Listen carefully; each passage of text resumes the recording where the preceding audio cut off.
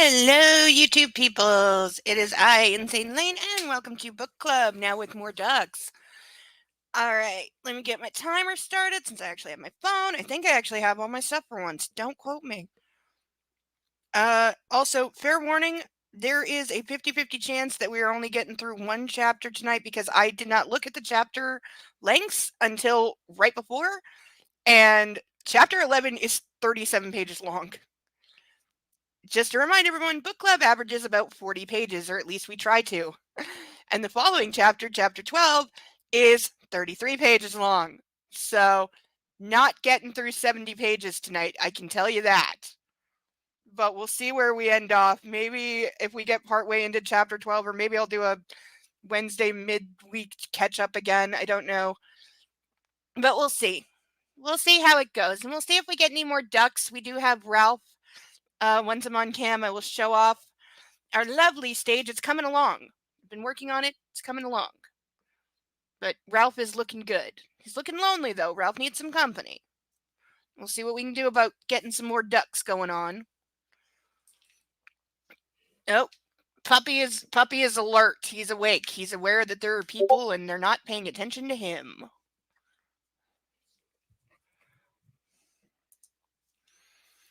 Now he's pulling my leg, going, "Person, I hear you talking. You're talking to people. There have to be people, right?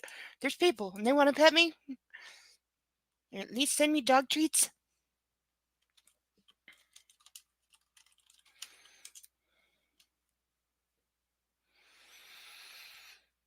That's what he thinks. Because he's a puppy. And everybody's supposed to love on him. That's just the rule. So I was trying to recall what happened last week. Hi, with the pawing at my leg. You're not going to stop, are you? No. No, because I want to be petted. I'm more important than whatever you're doing. Okay, I'll pick you up in a few minutes when people can see you. Lay on your pillow. Good baby. Good baby doggy. No more stealing my shoes. I did wake up to discover he had stolen my slippers. One of them wound up on the couch, which is his spot, and one of them was suspiciously in the bedroom closet, which is definitely the kitty zone. So I'm not sure if he was trying to frame the kitty.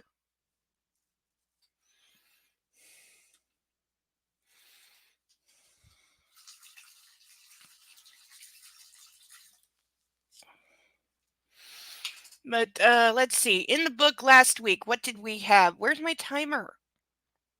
I swear I turned it on. Okay, yes. Now I'm behind because I got talking about puppies.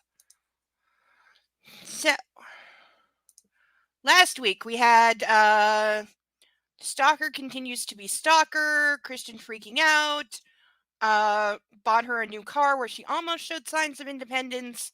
They had like 4 meals together where she didn't get a menu. Her sense of learned helplessness is certainly coming along, where she doesn't even argue with him anymore or try to assert her own opinion about what she might want. I mean, the car a little bit, but a very little bit. And it was still like well within him like having control.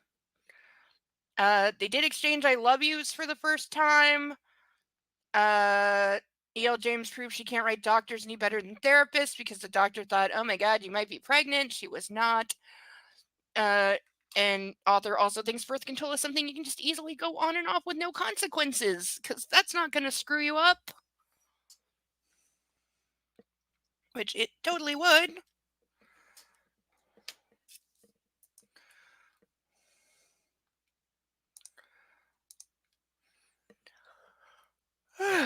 So then we had the two of them playing pool in that scene from the movie, a little different, and I think that's where we left off. Oh, they spent like an entire day on a boat because he was hiding her from the stalker ghost girl.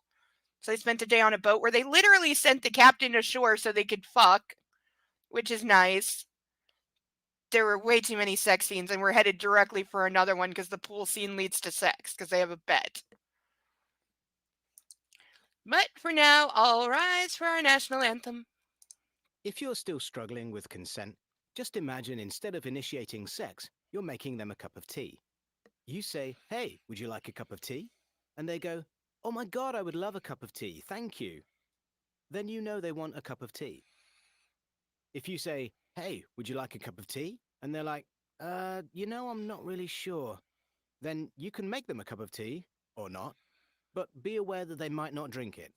And if they don't drink it, then, and this is the important bit, don't make them drink it. Just because you made it doesn't mean you're entitled to watch them drink it. And if they say, "No thank you," then don't make them tea. At all. Just don't make them tea. Don't make them drink tea. Don't get annoyed at them for not wanting tea. They just don't want tea, okay?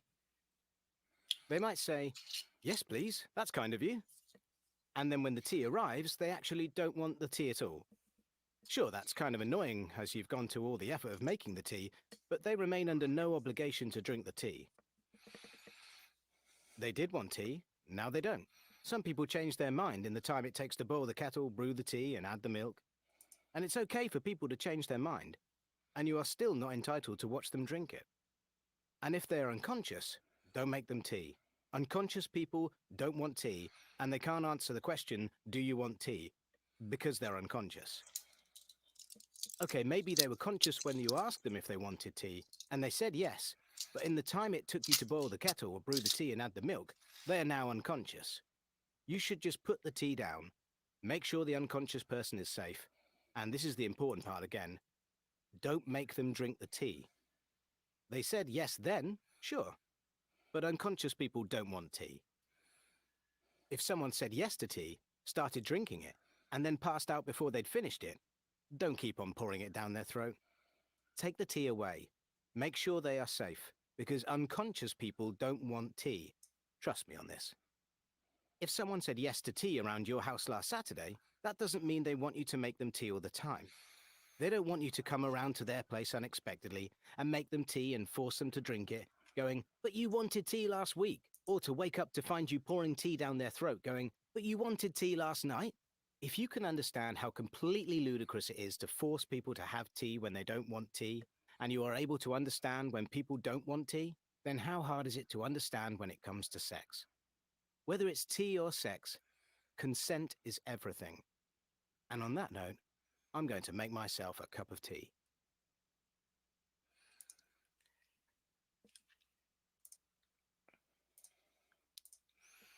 Alrighty, hello everyone. Oh wow, I should have shaved way better. I did not look in the mirror and I so should have. Also, I think I have makeup on my face. But welcome everyone. Let me show off our new and improved duck stage. Also, here are the. I'm pretty sure I forgot to post my PayPal link. It's there along with our different tiers. For now, we have one duck.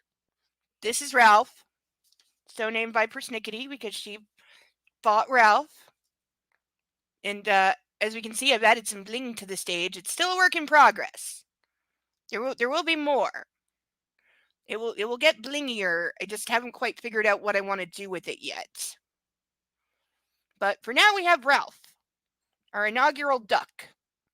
But Ralph is lonely and would like some friends if anybody would like to get him some friends. All ducks will be drawn at random, though, so there's no requesting of a specific duck. Also, I don't know what all of them are yet, because I'm deliberately trying not to look at them, because I want to be surprised when I just pull a random one out. So, Ralph, our blue unicorn duck, was first, because he's awesome. So, Ralph will be waiting just off to the side to see if he gets any friends. Don't fall down. Don't fall down. Why is there so much crap on my desk? Don't answer that. There's never a good answer. All right. Let us dive in. We're in the middle of the pool game with the sex bet because E.L. James doesn't know where to break a chapter, and I'm pretty sure at this point was just picking places at random. Okay. Here we go. Okay. Chapter 11. I'm yawning in anticipation. With easy grace, Christian taps the white ball so it glides across the table, kisses the black, and oh so slowly the black rolls, teeters on the edge, and finally drops into the top right pocket of the billiard table. Damn. Hello, Nightwolf! Ow! Also, quack, quack, quack, quack, quack, quack.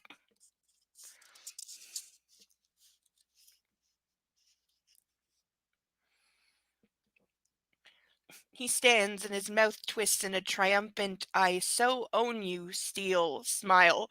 That doesn't sound triumphant. That sounds creepy AF. He stands in his mouth, putting down his cue. He saunters casually towards me. All tousled hair, jeans, and white t shirt.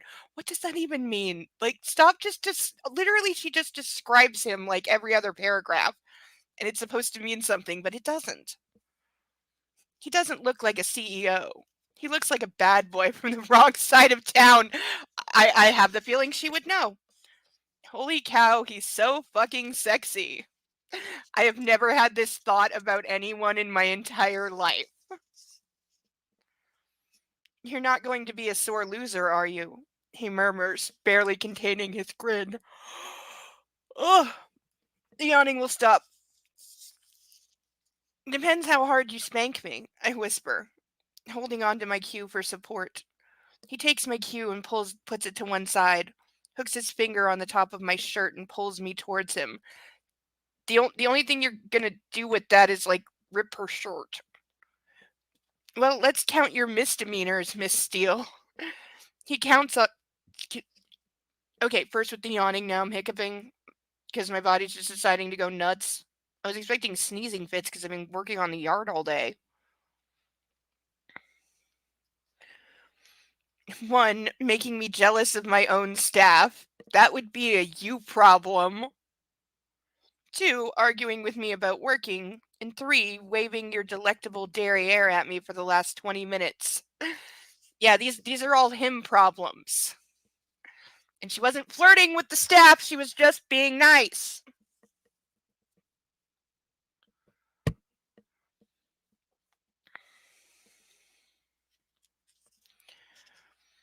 His eyes glow a soft gray with excitement, and leaning down, he rubs his nose against mine. That would be so annoying. He plants a feather soft kiss on my lips, wanders nonchalantly over to the door, and locks it. When he turns and gazes at me, his eyes are burning. Why do I think every door in his place always has locks? When he gazes at me, his eyes are burning, and I stand paralyzed like a complete zombie. That's not how zombies work. My heart pounding, my blood pumping, not actually able to move a muscle. Very not how zombies work. In my mind, all I can think is, this is for him. The thought repeating like a mantra over and over. See, this is why you don't change for other people, because then you put yourself in a situation where she's doing something she's not sure she wants to be doing, but she wants to do it for him, which I suppose is a reason, but it's rarely a good enough one and not one that should be encouraged. Clothes, Anastasia. You still appear to be wearing them. Take them off, or I will do it for you. I swear, part of me would be like, yeah, you go ahead and do that. I literally just to see what would happen. You do it. I finally find my voice, and it sounds low and heated. Christian grins. Oh, Miss Steele, it's a dirty job, but I think I can rise to the challenge. This is supposed to be sexy? Because I'm not getting sexy. If a guy was talking to me like that, like, no. You normally rise to most challenges, Mr. Gray. I raise an eyebrow at him and he smirks. Why, Miss Steele, whatever do you mean? On his way over to me, he pauses at the small built-in desk in one of the bookshelves. Reaching over, he picks up a 12-inch Perspex ruler. I have no idea what Perspex is. Is that the one you can like twist it in half, the rubbery ones? He holds each end and flexes it, his eyes not leaving mine. Holy shit, his weapon of choice. My mouth goes dry. A ruler's not bad for spanking, actually.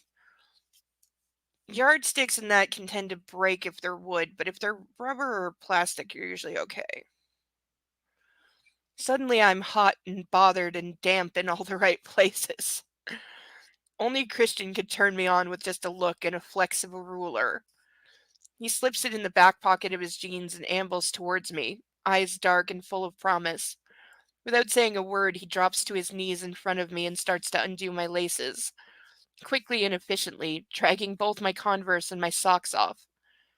I lean on the side of the billiard table so I don't fall, gazing down at him as he undoes my laces. I marvel at the depth of feeling I have for this man.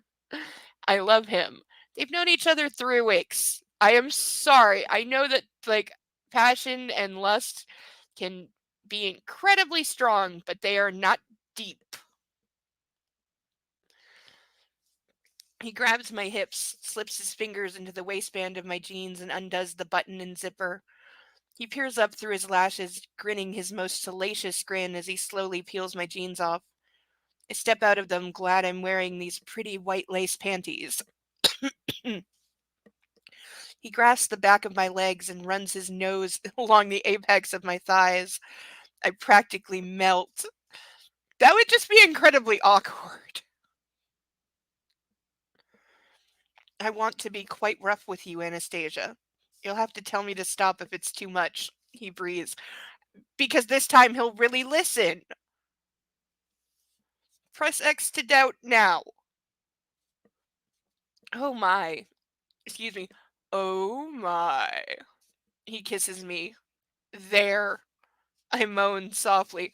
Seriously, if you're an erotic author, learn to say vagina. Safe word? I murmur. No, no safe word. Just tell me to stop and I'll stop. Understand? This is a horrible idea. Because he is absolutely conditioned to ignore the word stop. That's part of it. That's why you have a safe word. That's why you have traffic lights. At the very least, he should be playing with traffic lights right now. He kisses me again, nuzzling me.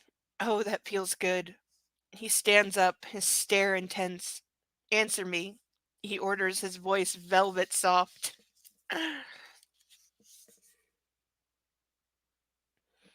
Okay, I think there's somebody new on my floor because they tend to get home around now and they're very, very loud.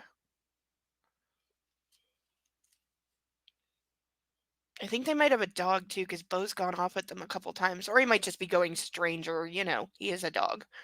He has his job to do. Plus, the last time he went to bark at them, he was sniffing the ever loving heck under the door. So I think he was trying to, get the scent of the new people kind of thing. Because if he could have stuffed his nose fully under the door, he would have. But I could hear the sniffing.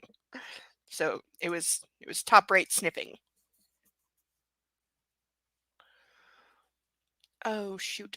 Okay. I may be about to stutter for a second because I forgot to check something. Okay, I'm good. I'm good. It's good. We're good. We're good. I just had to look at one thing to see if I was screwing up. I'm not screwing up yet. Haha. Yes, yes, I understand. I'm puzzled by his insistence. You've been dropping hints and giving me mixed signals all day, Anastasia. How has she been? She has not been. He sees things.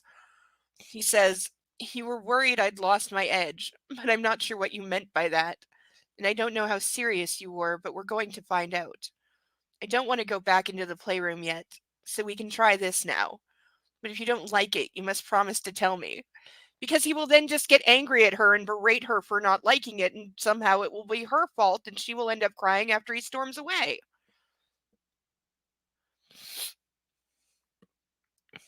And seriously, he thinks he's like neutered or something because he agreed to be in a like attempt at a normal relationship, which this is not, by the way.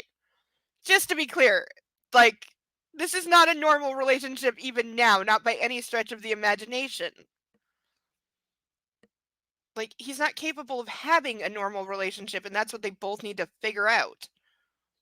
You know, you do you, whatever works. And so no, I wouldn't have a problem with all the kinky shit if it was actually consensual, but it's not. Because they're not in the same places. They're not coming to it at the same level. So, no, it's all screwed up. And that's why it doesn't work. And that's why it's not working. A burning intensity born of his anxiety replaces his earlier cockiness. Bullshit. Whoa. Please don't be anxious, Christian. It's in her head. I'll tell you, no safe word. I reiterate to reassure him. Maybe if you said the actual comforting part out loud. I swear, these two never actually say the important stuff out loud. Ever. They think it in their heads, occasionally, but they never say it out loud. We're lovers, Anastasia. Lovers don't need safe words. He frowns. Do they? Yes, occasionally, if you're doing things like this, yes! It's not the who, it's the what! I guess not, I murmur. How do I know? I promise. So, lying to each other that they're both okay and they're not okay. He searches my face for any clue that I might lack the courage of my convictions. And I'm nervous but excited too. I'm much happier to do this, knowing that he loves me. Oh, so that was the thing. He can spank her as hard as he wants as long as he says, I love you. Because, like, seriously, this is exactly the same as nothing has fucking changed. She is deluding. She's absolutely deluding herself. It's very simple to me, and right now I don't want to overthink it. I don't think you've done any thinking at all since you met him. It's kind of the point. A slow smile stretches across his face and he starts to unbutton my shirt, his deft fingers making short work of it, though he doesn't take it off. He leans over and picks up the cue. Oh fuck, what's he gonna do with that? Yeah, if he was gonna spank her with that, I'd be way more interested. A frisson of fear runs through me. You play well, Miss Steele. I must say I'm surprised. Why don't you sink the black? My fear forgotten, I pout, wondering why the hell I should be surprised. Sexy, arrogant bastard. My inner goddess is limbering up in the background doing her floor exercises, a great wide smile on her face. I position the white ball. Christian strolls back around the table and stands right behind me as I lean over to take my shot.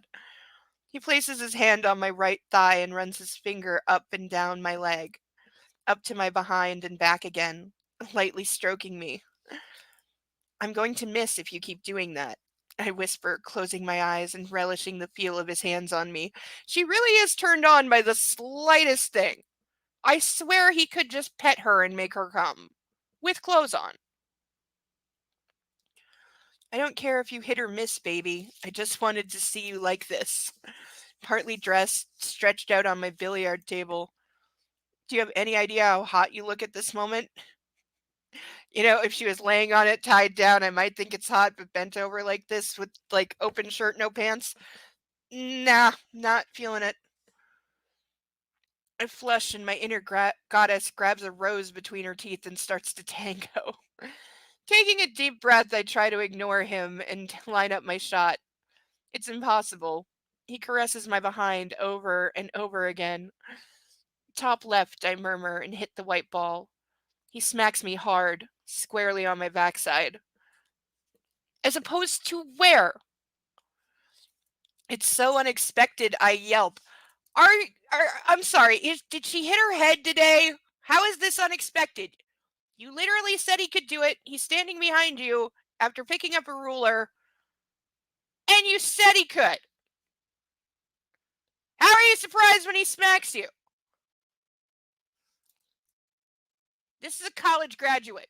I never went to college. I am 100 times smarter than this girl.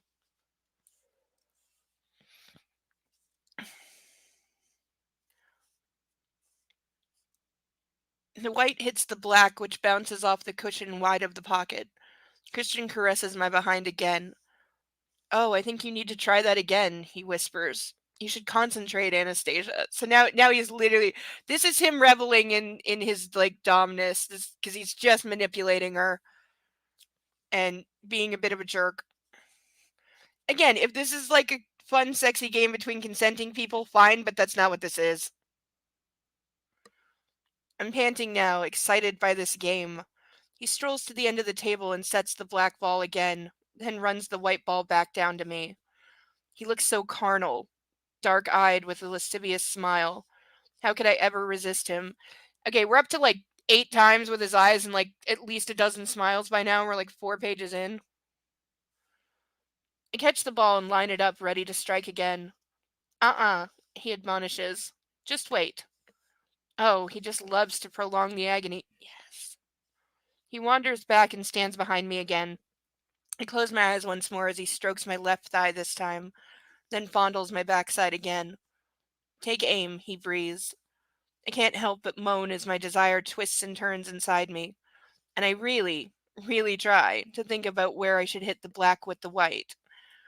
I shift slightly to my right, and he follows me. I bend over the table once more, using every last vestige of inner strength, which has diminished considerably since I know what will happen once I strike the white ball. I take aim and hit the white again. Christian smacks me once more, hard. Ow. I miss again. Oh no. I groan. Once more, baby, and if you miss this time, I'm really going to let you have it. See, this is not entirely what she agreed to. He is taking liberties. But, eh, what? Have what? I'm guessing the ruler? He sets up the black ball once more and walks achingly slow back to me until he's standing behind me, caressing my backside once more. You can do it, he coaxes. Oh, not when you're distracting me like this. I push my behind back against his hand and he smacks me lightly. Eager, Miss Steele, he murmurs. Yes, I want you. Again, in her head. Say it out loud. Well, let's get rid of these. He slides my panties down my thighs and off. I can't see what he does with them, but he leaves me feeling exposed as he plants a soft kiss on each cheek. Take the shot, baby. I want to whimper. This is so not going to happen. I know I'm going to miss. I line up the white and hit it, and in my impatience miss the black completely. I wait for the blow, but it doesn't come. Instead, he leans right over me, flattening me against the table, takes the cue out of my hands and rolls it to the side cushion. Into the It rolls it to the side cushion. I feel him hard against my backside. You missed, he says softly in my ear. My cheek is pressed against the braze, whatever the felt stuff is called. Put your hands flat on the table. I do as he says. They're gonna wreck this pool table. Good. I'm going to spank you now, and next time maybe you won't. Okay, again, should have had the word miss there, but didn't. He shifts so he's standing to my left side, his erection against my hip. I groan and my heart leaps into my mouth. My breath comes in short pants and a hot, heavy excitement courses through my veins. Gently, he caresses my back, my behind, and curls his other hand around the nape of my neck. So, holding her down by the neck, not a fan. His fingers tightening around my hair at the nape, even less a fan of this. His elbow at my back, holding me down. I'm completely helpless. Again, none of this was part of the bargain. Open your legs, he murmurs, and for a moment I hesitate, and he smacks me hard with the ruler. The noise is harsher than the sting, and it takes me by surprise. I gasp and he hits me again. Legs, he orders. I open my legs, panting. The ruler strikes again. Ow, it stings, but its crack across my skin sounds worse than it feels. True. But again, she did not agree to any of this. She said he could spank her. She didn't say anything about being pinned down, helpless, held by the hair, elbow in my back, or any of it.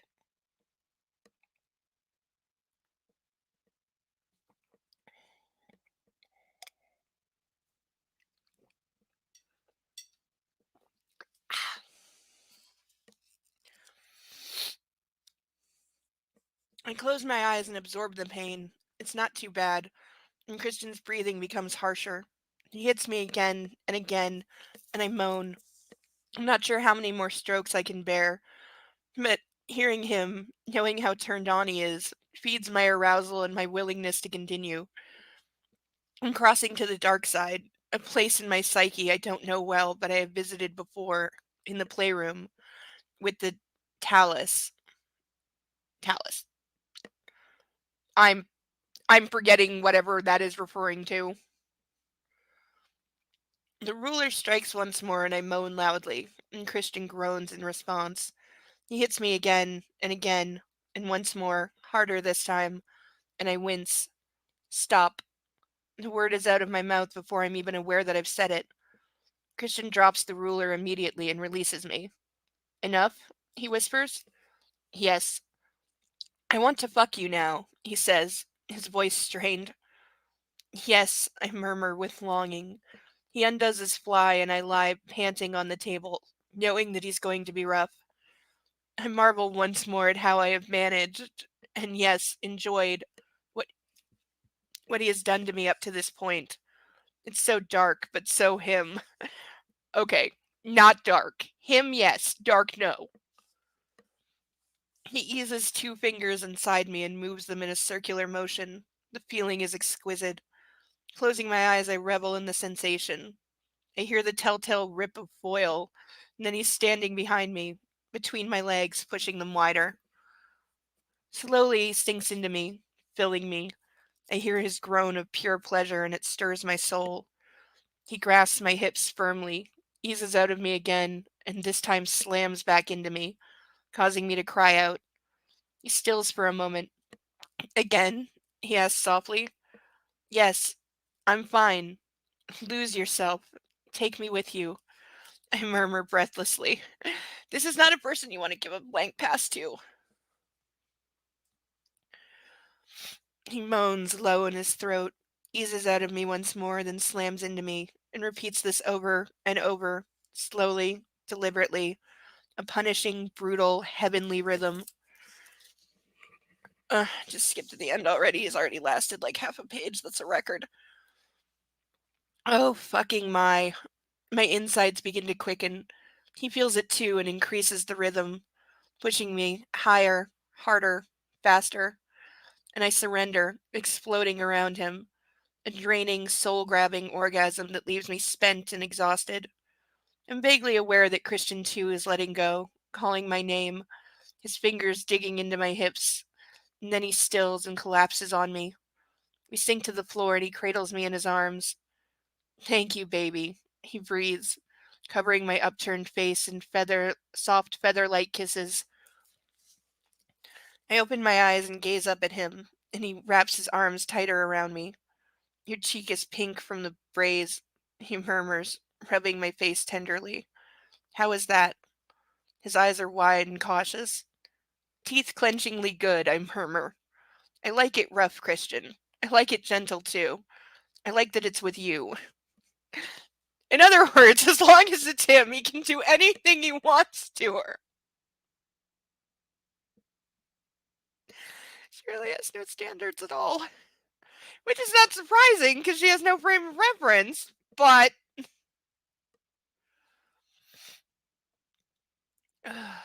It's too cold. And I know we're expecting another heat wave in the end of the week, but it's been really cold the last couple of days. I really should have cleaned up before tonight. My background is a mess. For next week, I shall attempt to clean up more. But my desk area is generally the biggest source of chaos.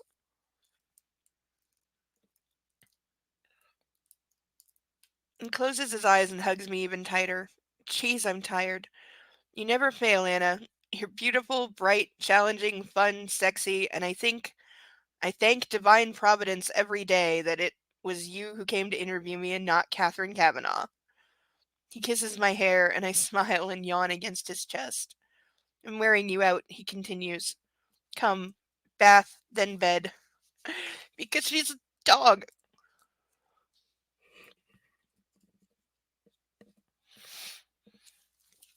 Ugh. Oops. Why is this shirt not. Okay. Maybe I should. Yeah, there we go. Had the shirt a little twisted.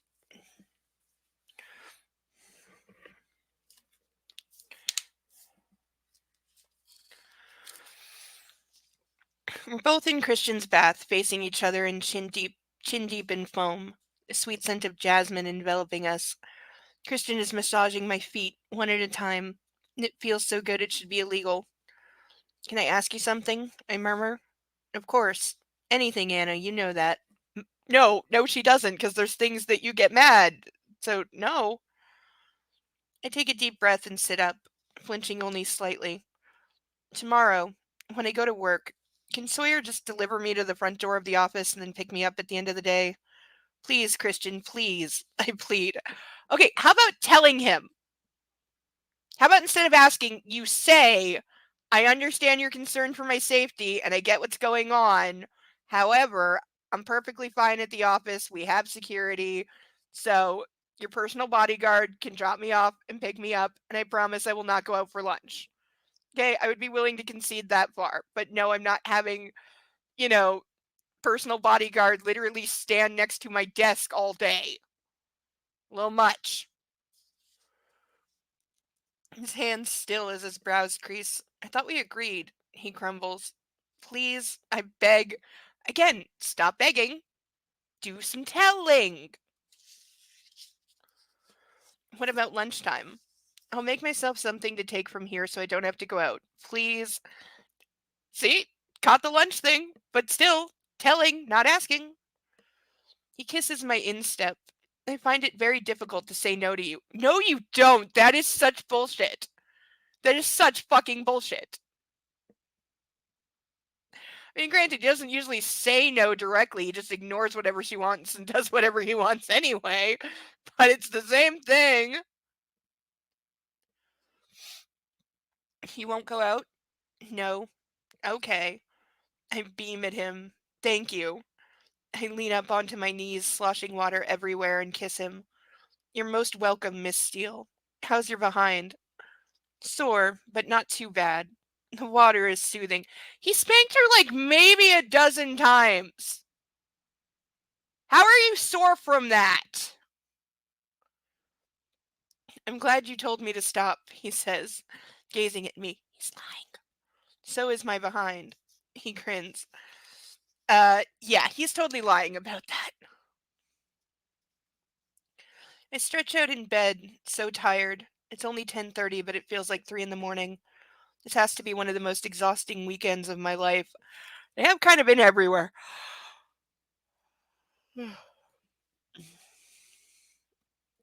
Didn't Miss Acton provide any nightwear? Christian asks, his voice laced with deep disapproval as he stares down at me.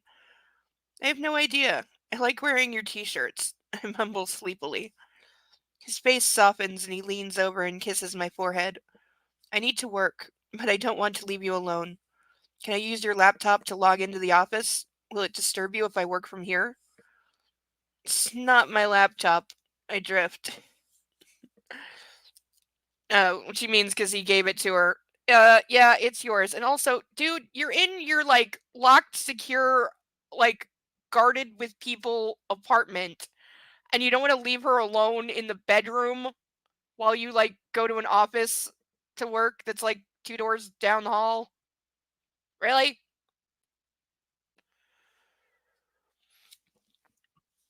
Like he's really cranking the possessiveness to like a whole nother level.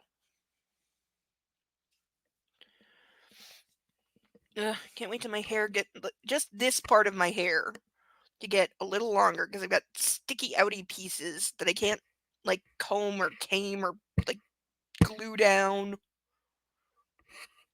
Ugh, I really might cut that.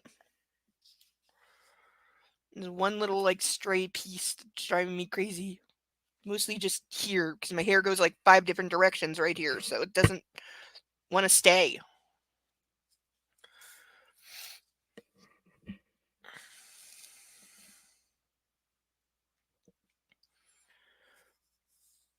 The alarm clicks on, startling me awake with the traffic news. Christian's still asleep beside me. Rubbing my eyes, I glance at the clock. 6:30. Too early. It's raining outside for the first time in ages, and the light is muted and mellow. I'm cozy and comfortable with this vast modern monolith, in this vast modern monolith, with Christian at my side. I stretch and turn to the delicious man beside me. His eyes spring open, and he blinks sleepily. Good morning. I smile and caress his face, leaning down to kiss him. Good morning, baby. I usually wake before the alarm goes off, he murmurs in wonder. It's said so early. That it is, Miss Steele. Christian grins. I have to get up. He kisses me, and then he's up and out of bed. I flop back against the pillows. Wow, waking up on a school day next to Christian Grey. It's not a school day anymore. You officially work. How did all this happen? I close my eyes and doze.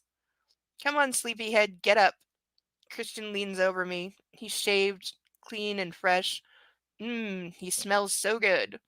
In a crisp white shirt and black suit, no tie. The CEO is back. What? He asks. I wish you'd come back to bed. His lips part, surprised by my come on, and he smiles almost shyly. You're insatiable, Miss Steele. As much as that idea appeals, I have an 8:30 meeting, so I have to go shortly. Oh, I've slept for another hour or so. Shit. I leap out of bed, much to Christian's amusement. Hey, she doesn't have an 8:30 meeting. She can take later different car later on. He's got enough of them.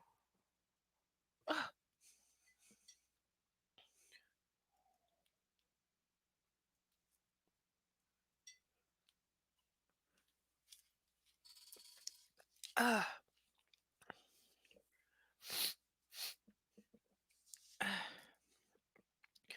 I shower and dress quickly, wearing the clothes I set out yesterday. A fitted gray pencil skirt, pale gray silk shirt, and high-heeled black pumps, all care of my new wardrobe. I brush my hair and carefully put it up, and then wander out to the great room, not really knowing what to expect. How am I going to get to work? Christian is sipping coffee at the breakfast bar. Mrs. Jones is in the kitchen making pancakes and bacon. You look lovely, Christian murmurs, wrapping an arm around me. He kisses me under my ear. Out of the corner of my eye, I catch Mrs. Jones's smile.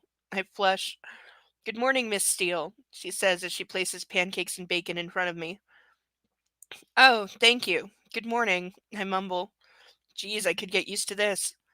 Mr. Gray says you'd like to take lunch with you to work. What would you like to eat?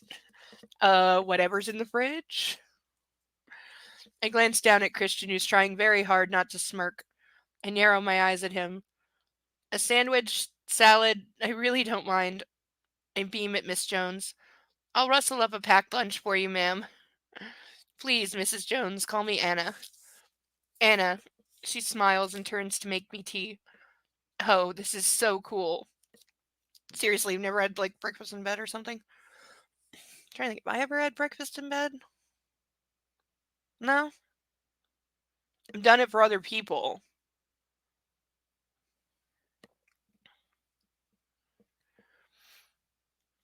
I turn and cock my head at Christian, challenging him. Go on, accuse me of flirting with Mrs. Jones.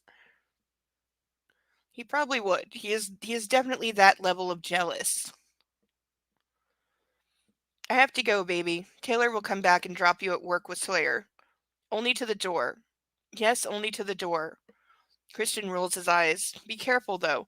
Why does she need Sawyer at all? If Taylor's taking her to work driving, why does she need Sawyer if he's not allowed to go into the office with her? So what, he's going to come for the car ride? Taylor's already there and a badass. So, like, this is useless. I mean, is the guy supposed to stand on the street outside the office door all day? Please tell me no. I glance around and spy Taylor standing in the entranceway. Christian stands and kisses me, grasping my chin. Laters, baby. Have a good day at the office, dear. I call after him. He turns and flashes me his beautiful smile, and he's gone. Mrs. Jones hands me a cup of tea. And suddenly I feel awkward with just the two of us here. How long have you worked for Christian? I ask, thinking I ought to make some kind of conversation. 4 years or so, she says pleasantly as she sets about making my packed lunch. You know, I can do that, I murmur, embarrassed that she should be doing this for me. You eat your breakfast, Anna. This is what I do. I enjoy it. It's nice to look after someone other than Mr. Taylor and Mr. Gray. Oh, so Taylor gets fringe benefits too. Seriously, one in the chat if you think that Taylor, let's just say, got occasional use of some of Christian's subbies. I'm thinking that he did. He smiles very sweetly at me. My cheeks flush with pleasure. I want to bombard this woman with questions.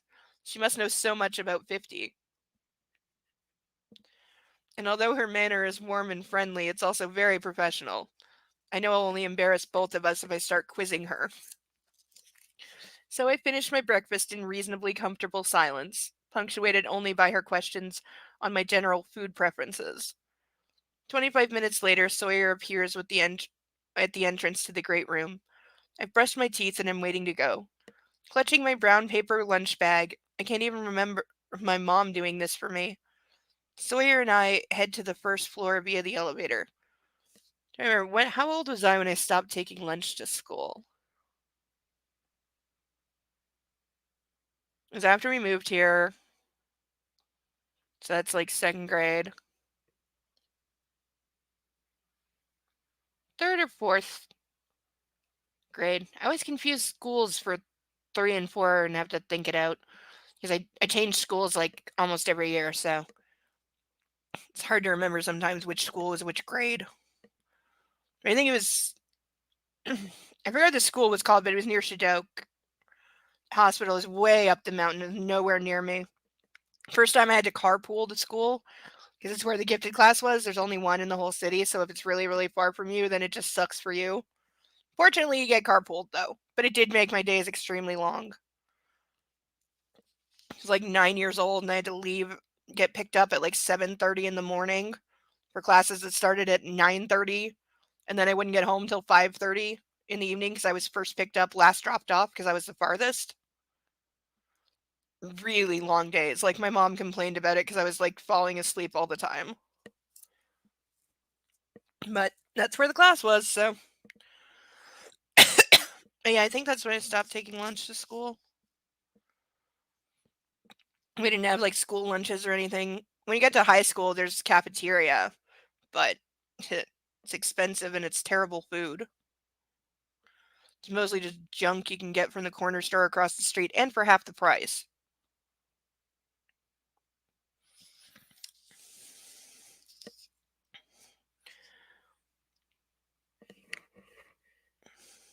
Good morning, Taylor, I say brightly. Miss Steele, he smiles. Taylor, I'm sorry about yesterday and my inappropriate remarks. I hope I didn't get you into trouble. Okay, yeah, the fact that she was literally just nice to him and she has to worry, like, honestly, you'd lose your mind if you had to live like this all the time. And hello to whoever just came in. Nice to have you here. I'm glad to hear it, Taylor. Oh, Miss Steele, I'm rarely in trouble, he says reassuringly. Oh, good. Maybe Christian didn't tell him off. Just me, then, I think sourly. I'm glad to hear it, Taylor. I smile. Yeah, that's because your boyfriend's a controlling, jealous jerk. Jack gazes at me, assessing my appearance, and as I make my way to my desk. Okay, there's a gross sentence. My boss is watching me walk to my desk, assessing my appearance. Unless I'm a fashion model, point your eyes elsewhere. Morning, Anna. Good weekend? Yes, thanks. You? It was good. Get settled in. I have work for you to do. I nod and sit down at my computer. It seems like years since I was at work. I switch on my computer and fire up my email program. Of course, there's an email from Christian. Literally just left her like a half hour ago. Okay, there's several pages of emails. I'm skipping headers and footers as always. So from him to her, her boss. Good morning, Miss Steele. I just wanted to say thank you for a wonderful weekend in spite of all the drama. I hope you never leave. Ever. And he'll make sure of it. Still got space under the floorboards. And just to remind you, the news of SIP is embargoed for 4 weeks. Delete this email as soon as you've read it. Yours. Okay, so he bought the company, but it's not being announced for 4 weeks. I have a feeling it's going to get out. Hope I never leave? Does he want me to move in? Holy Moses, I barely know the man. I press delete. And you should stay that way. Literally, what they just did. And now she's like, oh, I hardly know him. The idea of moving in together. For real, bitch? I'm not drunk enough.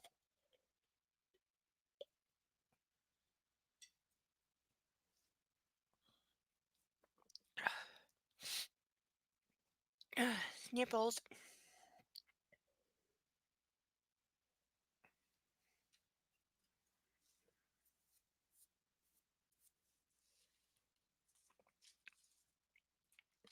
And I'm going to remind everyone we still have plenty of ducks available.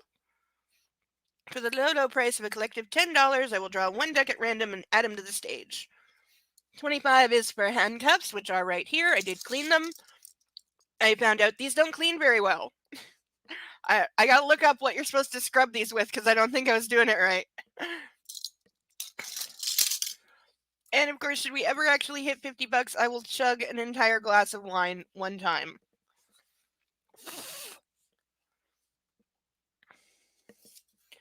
But let's get Ralph some more friends. He's lonely. Her reply to him: Dear Mr. Gray, are you asking me to move in with you?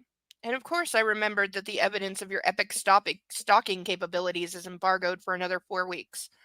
Do I make a check out to coping together or send? Do I make a check out to coping together and send to your dad? Please don't delete this email. Please respond to it. ILYXXX. I don't know what ILY stands for. If you know, let me know. Anna. Jack makes me jump. Yes, I flush, and Jack frowns at me. Everything okay? Sure. I scramble up and take my notebook into his office. Good. As you probably remember, I'm going to that fiction symposium in New York on Thursday. I have tickets and reservations, but I'd like you to come with me. To New York? Yes. We'll need to go Wednesday and stay overnight. I think you'll find it a very educational experience. Okay, she's his assistant, like one of many, because he's the lead editor, so he would have, even in a small publishing house, he'd have more than one. And she's worked there for about a minute and a half. And she gets to go on a big New York trip. Yeah, bullshit. And she should be calling bullshit.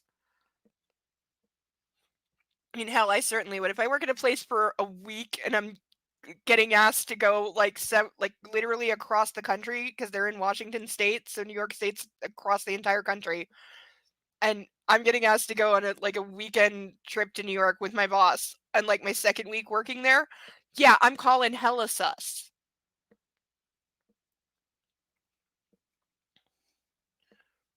Would you make the necessary travel arrangements and book an additional room at the hotel where I'm staying? I think Sabrina, my previous PA, left all the details handy somewhere. So this trip is in like 2 days. Because he said on Thursday, so it's this week, so it's Monday. The trip, they have to leave in 2 days. Yeah, I can just book a flight, an additional seat on the same flight as you, boss, 2 days before that flight to New York. Yeah, that's going to be so fucking simple. Or not to mention expensive. Because booking that close, damn, is that going to be expensive if you can even get a seat, if there even is a seat. And who says the hotel's going to have another room? If there's some big conference going on, they could well be booked out. You do not book this stuff at the last absolute second.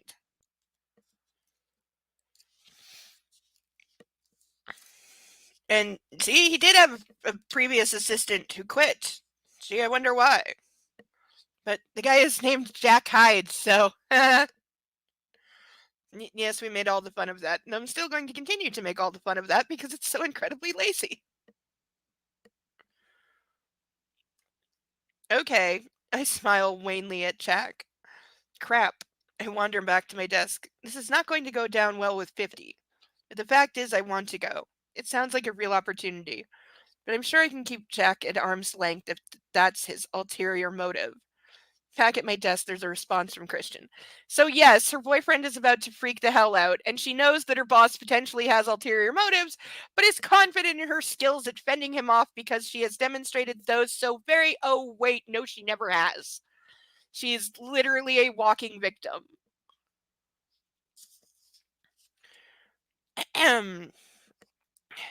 His reply: Yes, please.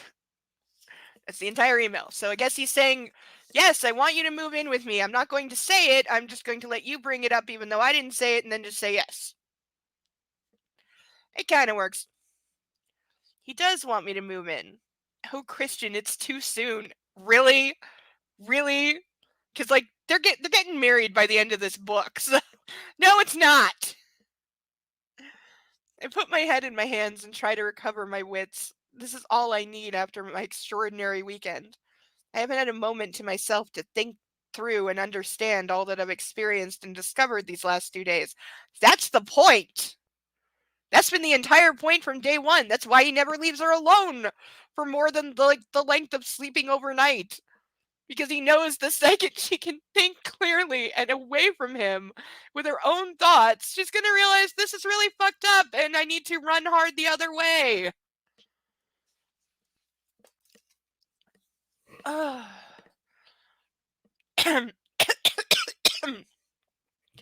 Okay, question for the chat/comments. What was the shortest amount of time you were in a relationship with somebody before moving in with them?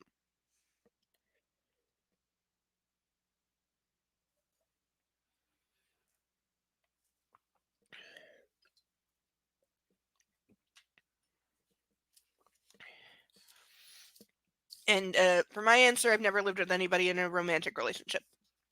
Only roommates and family. Her response. Christian, what happened to walking before we run? Can we talk about this tonight, please? I've been asked to go to a conference in New York on Thursday. It means an overnight stay on Wednesday. Just thought you should know. A. Okay, you gotta do better than that when you know he's gonna freak out. I mean, granted, she doesn't need his permission and all that, but if you know he's gonna freak out, you can be a little nice about it. You can be like, I know this is gonna be stressful for you. I know you're gonna want to follow me or have me followed. I'm asking you not to do that. And trust me that everything's gonna be fine. He's not gonna listen to her for a second and he's gonna stalk her anyway, but you can try.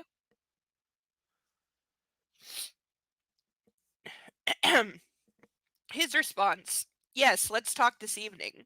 Are you going on your own? Her response. Can we talk about this tonight?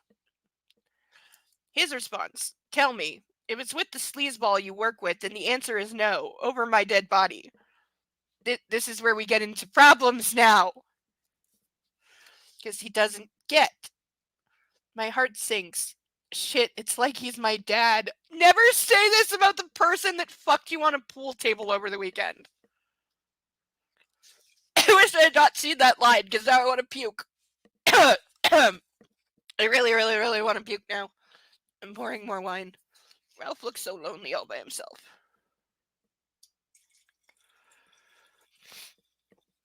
Thomas has been eyeing the ducks. He came crawling up on my desk where he knows he's not supposed to be. So he tends to get on the back because there's a monitor here that he can creep up behind and I can't see him until he pokes his head around. So he can get pretty close before I see him. But he was giving them a sniff and definitely there were considerations going on in his fuzzy little kitty brain. No, not sure where he is right now. He's probably in the sink. And yes, this is his handiwork. He got me. He got me good. Yeah. This is called Kitty Saw Fireworks while I was holding him like this and petting him. And he was looking out the window behind me. And it's not the noise with him, it's the flashing lights and the colors. Because as soon as he sees it, his eyes go ballistic. And he went, Nyeh, and his back claws went, Nyeh. You know, I know how he keeps the front ones sharp because I've seen the damage he's done to my couch. How he sharpens the back ones, I don't know. But wow, are they sharp. And right now, I just want to go scratch, scratch, scratch, scratch, scratch because it's really, really itchy. Yes, it's with Jack. I want to go. It's an exciting opportunity for me, and I've never been to New York. Don't get your knickers in a twist. There's the old James being British. Anastasia, it's not my fucking knickers I'm worried about. The answer is no. Right here. Right here. Because even though her boss is a creep, he's not wrong about that. This is her job. This is for her career. And she believes that she can handle the boss. She can't. But it is still her decision to make. And just because you own the company, don't mean you get to interfere in every little thing, except he's totally going to interfere in every little thing because that's why he bought the company. No, I shout at my computer, causing the entire office to come to a standstill and stare at me. That's always fun. Jack peers out from his office. Everything all right, Anna? Yes, sorry, I mutter. I just didn't save a document. I'm scarlet with embarrassment. He smiles at me, but with a puzzled expression. I take several deep breaths and quickly type a response. I'm so mad. Well, you should be, but also not the time.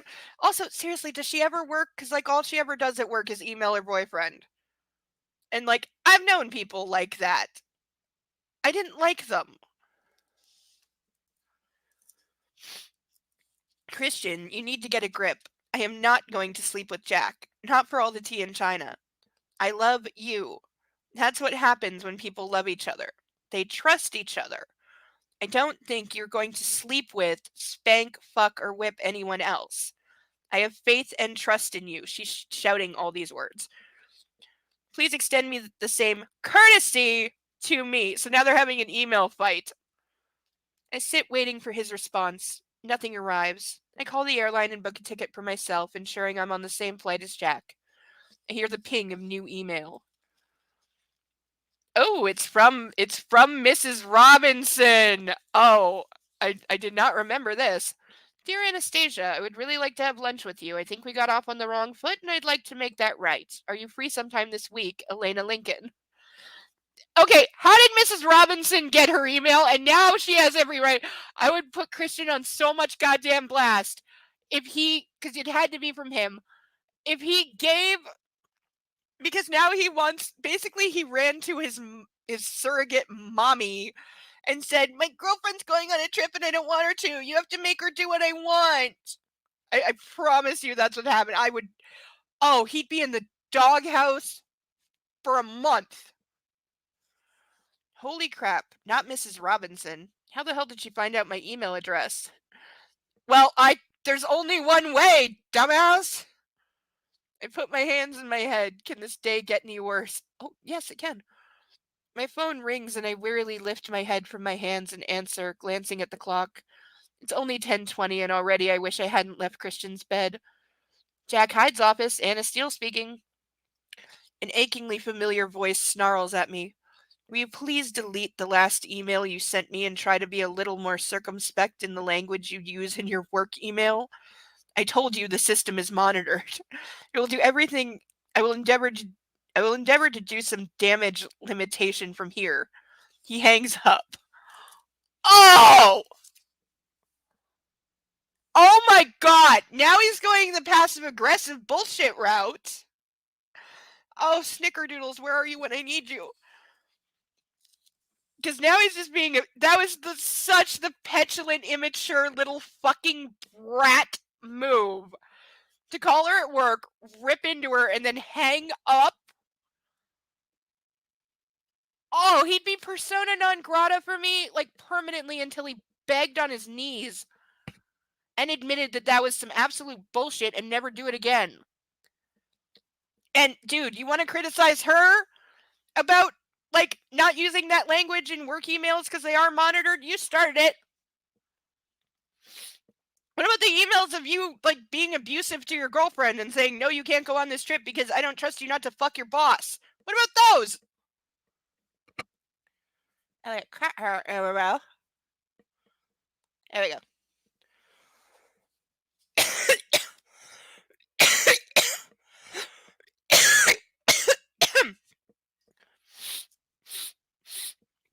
Ugh, sniffles. But yeah, he would be. Oh my god, he'd be toast with me for this crap. How dare you? How, like, who in the hell do you think you. Oh my god. Holy fuck. I sit staring at the phone. Christian hung up on me.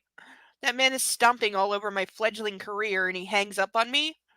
I glare at the receiver.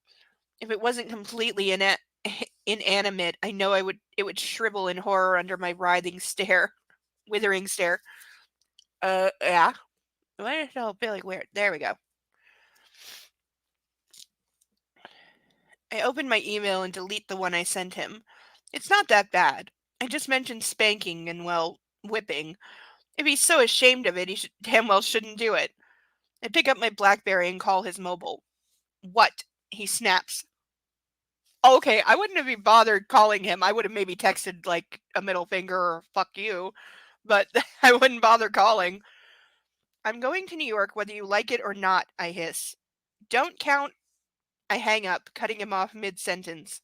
Adrenaline is coursing through my body. There, that told him. I'm so mad. Well, you may have said it, but it's not going to happen. Like, we both know he's going to do something to stop her. No matter what he has to do, he'll buy the airline and ground it before he lets her go. I'm not saying she shouldn't be standing up to him here. She absolutely should. And then some. I'm just saying it's not going to work because he's that level of obsessive stalker creep with unlimited money and people willing to do very shady shit for him. I take a deep breath, trying to compose myself. Closing my eyes, I imagine that I'm in my happy place. Hmm, a boat cabin with Christian. Okay, he cannot be your happy place when you're mad at him. There are rules. I shake the image off as I'm too mad at 50 right now to be for him to be anywhere near my happy place. This is the rule. I've never had a happy place. I've had so many therapists tell me to do that fucking meditation shit, and all I've ever done is want to wing the stupid CD at them. I don't get meditation. I don't get it.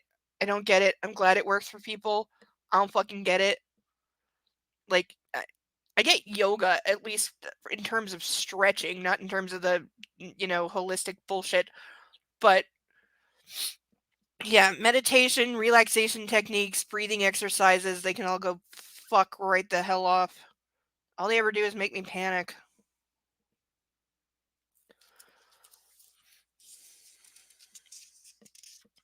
Opening my eyes, I calmly reach for my notebook and carefully run through my to-do list. I take a long, deep breath, my equilibrium restored. Anna, Jack shouts, startling me. Don't book that flight. Here we go. That took all of 30 seconds. And also, her boss shouts and startles her like every time he needs her. I would be hasn't words. Like politely, but hey boss, could you not shout at me in a way that makes me jump every time you need me? We have phones or an intercom, or you could just, tap the window or something other than shouting through the entire office, please. Oh, too late. I've done it. I reply as he strides out of the office over to me. He looks mad. Look, there's something going on. For some reason, suddenly, all travel and hotel expenses for staff have to be approved by senior management. This has come right from the top. I'm going up to see old Roach. That's what it says. I'm assuming this is a nickname. Apparently, a moratorium on all spending has just been implemented. I don't understand it. Jack pinches the bridge of his nose and closes his eyes. Most of the blood drains from my face and knots form in my stomach. 50. Take my calls. I'll go see what Roach has to say. He winks at me and strides off to see his boss. Not the boss's boss. Damn it. Christian Grey. My blood starts to boil again. Yeah, it took him 2 seconds to do that, but also, these expenses have already been approved. The tickets are already booked, meaning she had to pay for it with the company credit card. The hotel is booked. Everything's been paid for already. So, putting a moratorium on spending would not stop this trip. Future ones, possibly, but not this one. Everything's been booked already and paid for. So, sorry, stupid author is stupid.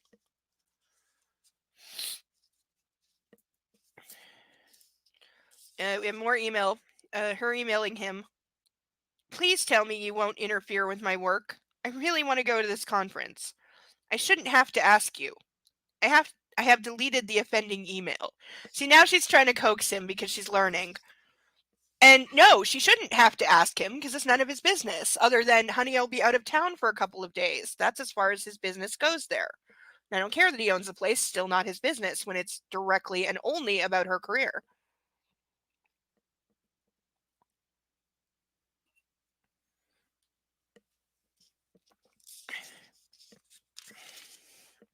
His reply, I'm just protecting what's mine. Okay, shoot me. Just protecting what's mine. She's not a statue, dude. The email that you so rashly sent is wiped from the SIP server now, as are my emails to you. Incidentally, I trust you implicitly. It's him I don't trust. Okay, I hate that argument. I always hate that argument. Also, not surprised that he's put in like spyware software that's going to delete his emails to her and keep them off the server, because why should he control what he says when he can just, own the place? But I always hate the argument, because my mom did this when I was a teenager, and she would say no to my going out or hanging out with certain people or something, something, something. Or if I wanted to go out alone or something like that, she'd always be like, "It's not you I don't trust, it's the rest of the world." And it's like, well, at some point you got to trust me to deal with the rest of the world, because I don't live in a bubble. I don't intend to live in a bubble. Well, I do live in a bubble now, but that's my decision. At the time, you know,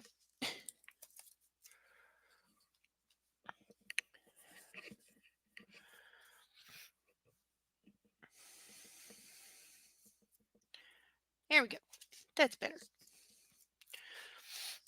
I had to find my dress with this pattern and put my Wednesday collar on it, because it's hopefully in a few weeks it will get colder and I will wear shirts with actual sleeves. So I'm gonna need to break out my black, white, and gray stuff for my winter collection. Half of which is piled on my bedroom floor because I never switched it over. I gotta spend like an entire day just doing my closet. I really do, because it's such a mess. Which is partly the kitty's fault for dragging all kinds of, yeah, but no, I really do just need to spend an entire day like doing my closet in my bedroom and getting my clothes all sorted out. I've gotten rid of so much, but then so many things have holes in them now, and it's like, how many times can I wear these pants? And it's like, this is where you start having like inside and outside clothes.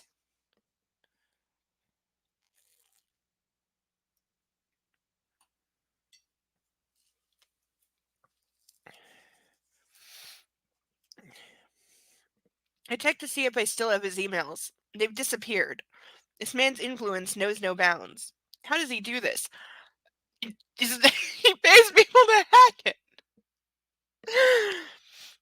But the fact that he can delete her emails out of her work email inbox is creepy AF. Like, that really is. It should not be allowed, but I'm sure it happens all the time. How does he do this? Who does he know with the stealth who can stealthily dive into the depths of SIP servers and remove emails? I'm so out of my league here.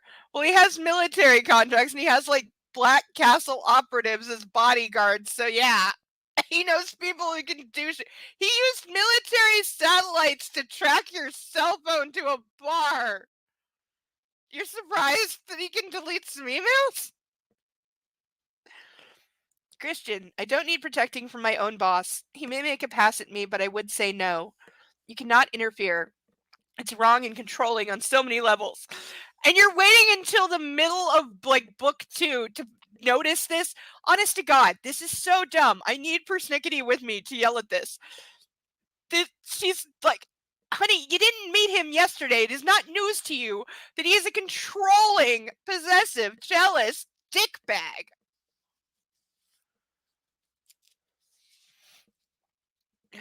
Anna, I, I have seen how effective you are at fighting off unwanted attention.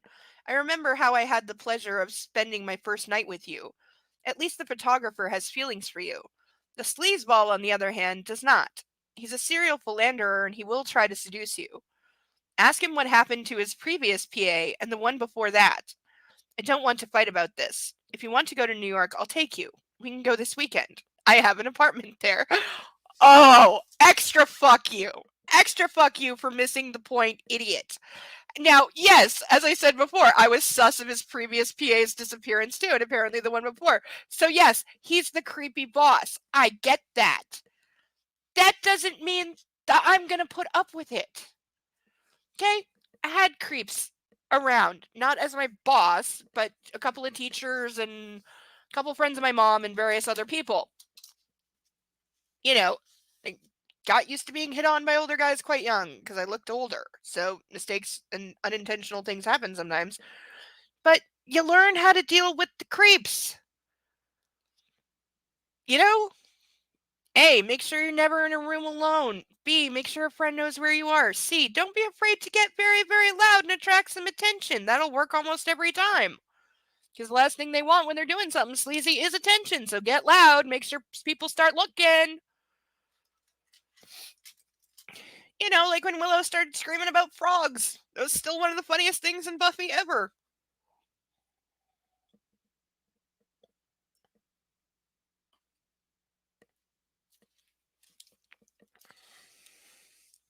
But he does need to back off here.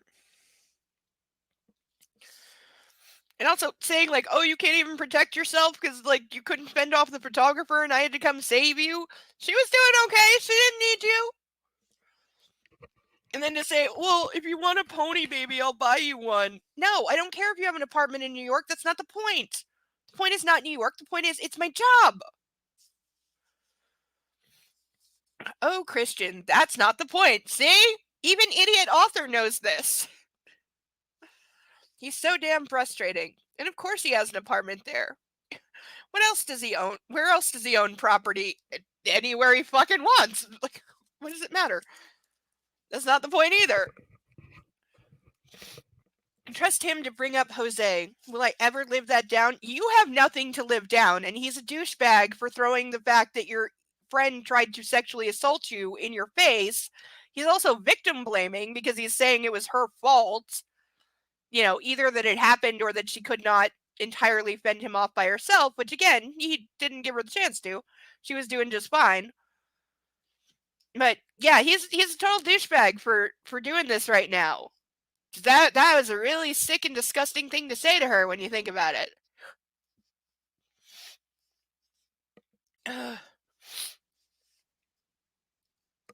I was drunk, for heaven's sake. I wouldn't get drunk with Jack. Okay, and again, now author is victim blaming and slut shaming, saying, well, she shouldn't have been drunk if she didn't want her other friend, you know, to try and make a move. I don't care how drunk I am. I tell somebody no, it's no. They don't listen, it's their fault. I shake my head at the screen, but figure I cannot continue to argue with him over email. Like, maybe you shouldn't be doing this at work at all. I'll have to bide my time until this evening. I check the clock. Jack is still not back from his meeting with Jerry, and I need to deal with Elena. I read her email again and decide the best way to handle this is to send it to Christian and let him concentrate on her rather than me. Oh, now she's being passive aggressive. Like, hi, honey, can you deal with your former abuser for me? Because I want her to leave me alone. And also, put on your big girl panties and deal with Mrs. Robinson. Meet her for lunch somewhere very public, loudly call her a child molester, and walk out. Trust me, she'll never contact you again. Problem solved. But no, she's got to be a whiny little bitch about it. You know, you claim you can stand up for yourself with your boss, but not with some lady? Like, for real. Her. Christian, while you have been busy interfering in my career and saving your ass from my careless missives, I received the following email from Mrs. Lincoln. I really don't want to meet with her. Even if I did, I'm not allowed to leave this building. How she got a hold of my email address, I don't know. What would you suggest I do? Her email is below. His response: don't be mad at me. I have your best interests at heart. If anything happened to you, I'd never forgive myself. I'll deal with Mrs. Lincoln. Okay, I can be mad at you. I don't care if you think you have my best interests at heart. I'm sure you do. Well, I'm not sure he does, but let's just say that like he was a normal person. Even if you have my best interests at heart, that doesn't give you the right to interfere in my career ever. Even if you do know better, even if you are right, if I tell you to stay the hell out of it, it is my career and I will deal with it. You stay the fuck out of it, even if you are right. Can we please discuss this tonight? I'm trying to work and your continued interference is very distracting. Jack returns after midday and tells me New York is off from me, though he is still going and there's nothing he can do to change senior management policy. He strides into his office, slamming the door, obviously furious. Why is he so angry? Because he was planning to make a move on you, obviously. Like, Girl, you can't have it both ways.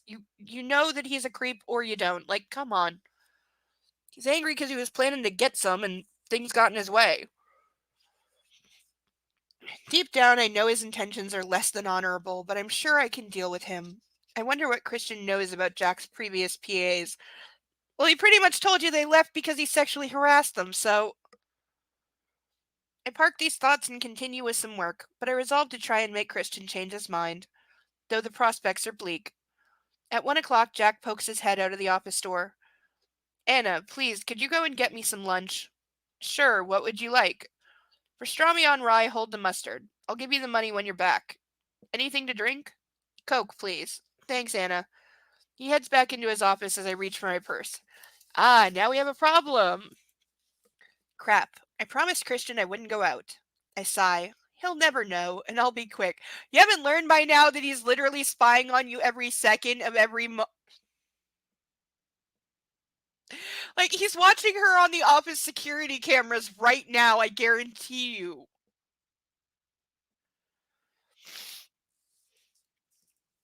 Claire from reception. Oh, oh, that just hit me right in the fanfic. Which I'm still working on. Part 5 is still coming. I know it's been like a month and a half and I'm really slow. But I was on the wrong meds for a month and I couldn't write, so there's my defense. I am slowly getting back at it. I really am. And I have like so much of part 6 written already. Well, I have all my ideas for part 6 and chunks of dialogue and other things that I need to include written already. Let's just say I have a lot of notes. A lot of notes. But I'm more than halfway done with part 5, so. And I know what the rest of it is. I just need to park my butt and make myself actually write it. The problem is it's very dialogue heavy and I'm bad with dialogue. I don't trust myself, so it's hard.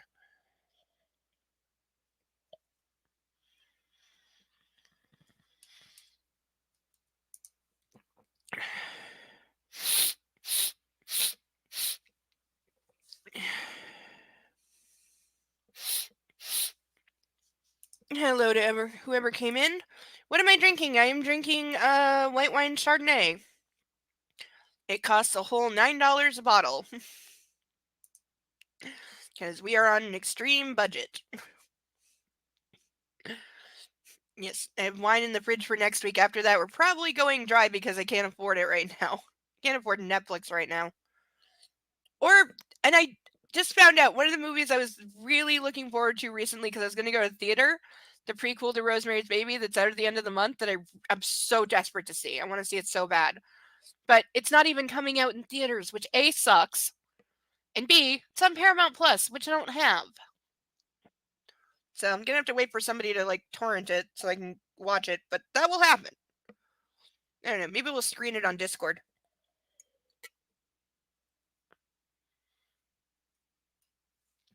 That could be fun. Again, loud people in the hallway, seriously. This building's usually dead quiet after 6 o'clock, like dead quiet. So I don't know who the loud people are that have moved in, but seriously, stop like having arguments in the hallway, please. You're distracting my dog.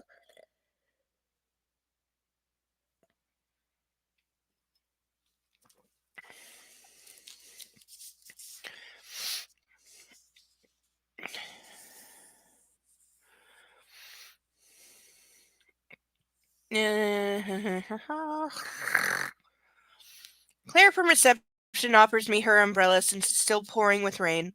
As I head out the front doors, I pull my jacket around me and take a furtive glance in both directions from beneath the overlarge golf umbrella. Oh, walking down the street with one of those is not fun. They're heavy.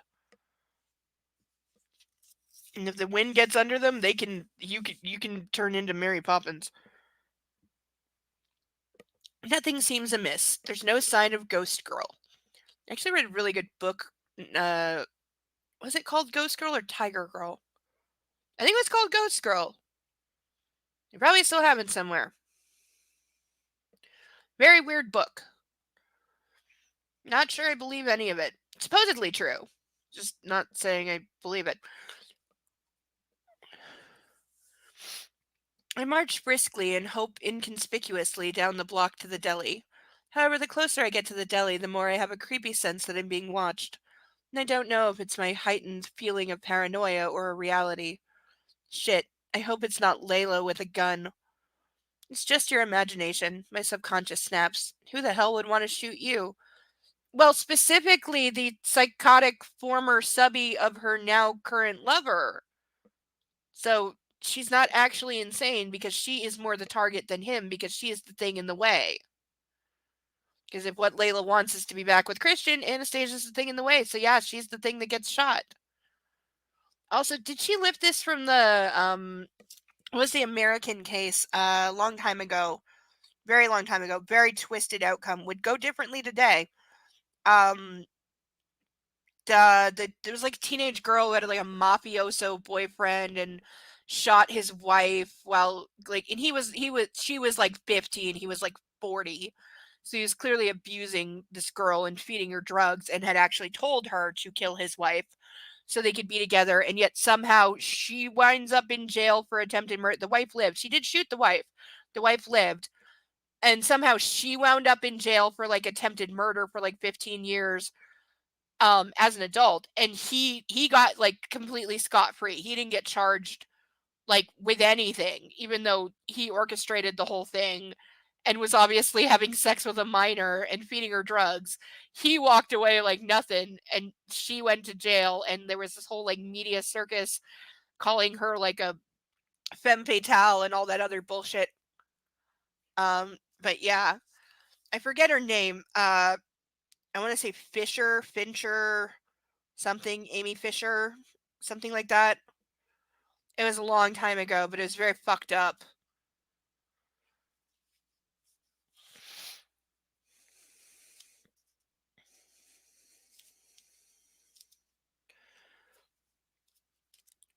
Within 15 minutes, I'm back, safe and sound, but relieved. I think Christian's extreme paranoia and his overprotective vigilance is beginning to get to me. As I take Jack's lunch into him, he glances up from the phone. Thanks, Anna. Since you're not coming with me, I'm going to need you to work late. We need to get these briefs ready. Hope you don't have plans. He smiles up at me warmly and I flush. If I don't have plans, I don't mind working late, but I do prefer to be asked in advance and not like told at the last minute because that's just annoying. No, that's fine, I say with a bright smile and a sinking heart. This might not go down well. Christian will freak, I'm sure. Again, why is your first thought every time what he thinks? Who gives a flying fuck? Honey, I have to work late. Goodbye.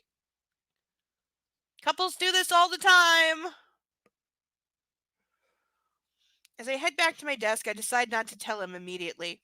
Otherwise, he might have time to interfere in some way.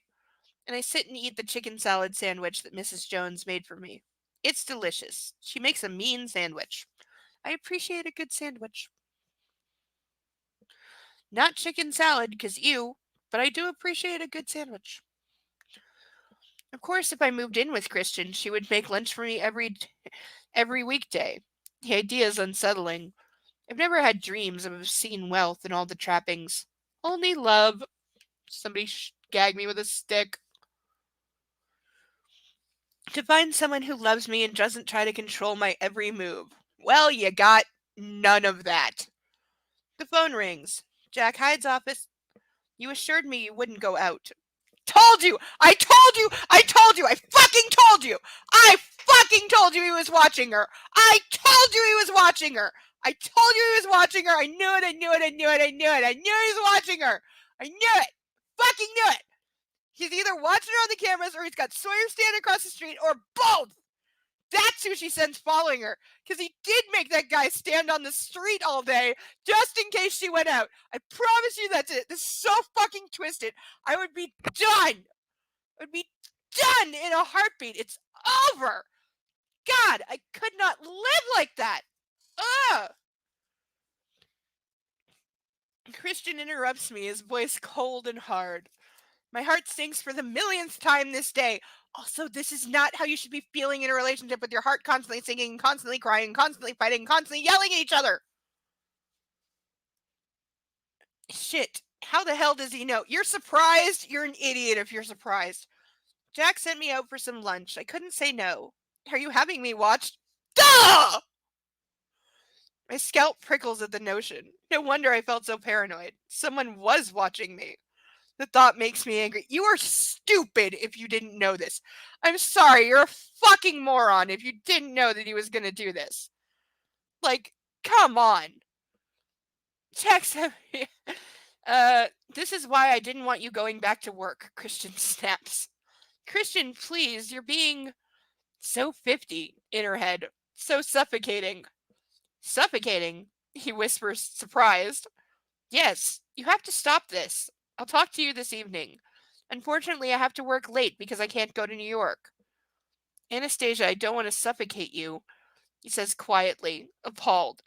Yeah, I I can actually this is probably the one time I'm going to have just a little bit of sympathy for him. He does not know how extra he is. That is clear. He does not have a normal person's perspective. So even when he's going way too far with the overprotective and the stalking, and I'm not saying that it doesn't on some level come from a good place that he wants to keep her safe and protect her. He's going a million miles too far, but he doesn't know that because he has the ability to do it. He has the money to do it. He has the capability and he has the people. So to him, why wouldn't he do absolutely everything within his reach to keep something that he values, don't ask me about love, but values, safe? So for him, from his point of view, doing all this extra shit and going way over the top because he can, because he has the money and he has the resources and he has the access, makes perfect sense to him. Because why wouldn't you do everything that you can to protect somebody that you love? Of course you would if you have those kind of resources, and he does. So, yes, it is news to him that he's going too far. She just shouldn't have let it go this far in the first place. So, yeah, his being surprised and appalled that she's like snapping at him for going too far is real because he doesn't see it that way. He sees what he's doing as perfectly reasonable. The problem is he has no idea what reasonable is. So, there's a larger issue that needs to be addressed here.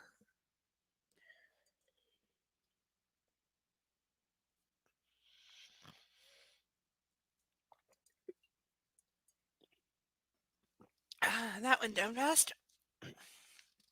And make all the jokes you want about what I just said. I just heard it, so go ahead, make the jokes.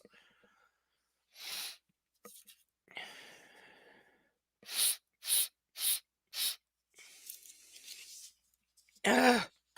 I really just need to like live in a hazmat suit on days when they're doing yard work. Even with the windows closed. I am glad they finally cut back. They haven't been able to do yard work on the courtyard because everything's been closed off because of the construction. So they finally like let them clean up all the dropped concrete pieces and a lot of the freaking concrete dust that's all over the plants and trim back some incredibly overgrown hedges and bushes and stuff, but it's a lot. So there's like so much pollen and like environmental allergen stuff thrown in the air that yeah, I the first like literally the first like I think hour and a half this morning, all I did was like sneeze and blow my nose because I couldn't stop. Like I was getting the sideways head from the puppy going, "Are you okay?" And I gotta remember to buy him food tomorrow. He's out of food. Mm, hopefully the pet store, hopefully not pet store, hopefully the grocery store has dog food in stock because like last 2 years pet food has been so hit or miss. I don't know why there's like a shortage, but there is, and it's annoying. But yeah, puppy has breakfast, but he doesn't have dinner, so need to get some pet food.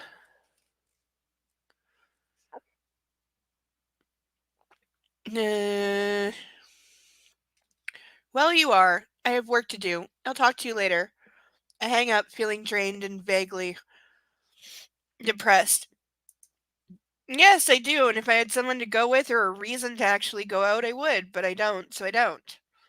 I remember explaining that to a friend once. He's like, "Why don't you just go walk around the block in the evening?" Because I have absolutely no reason to do that.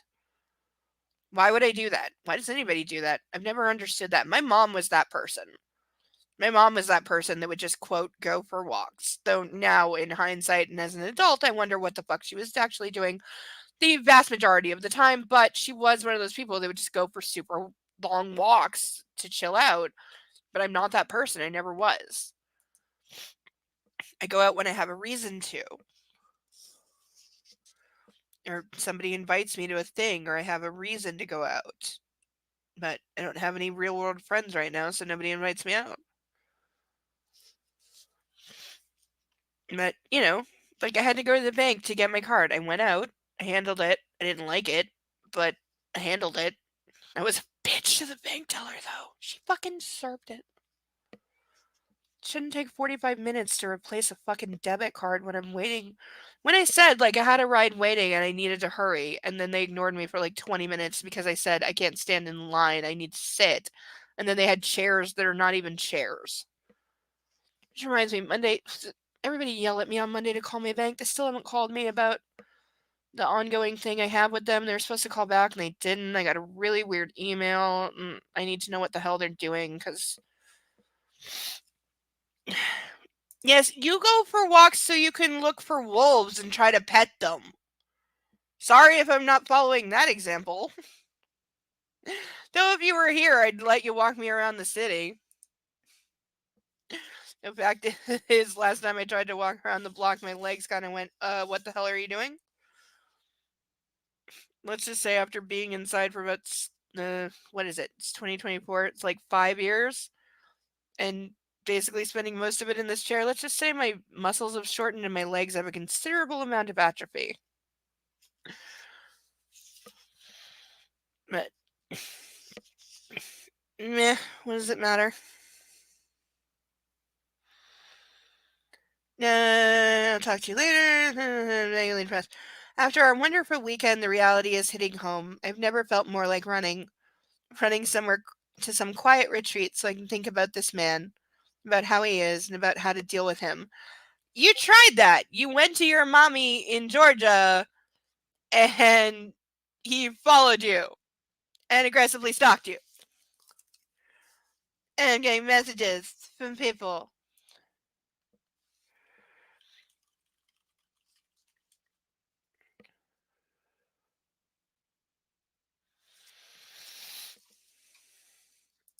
Well, I would love that too, but you live on the other side of the country.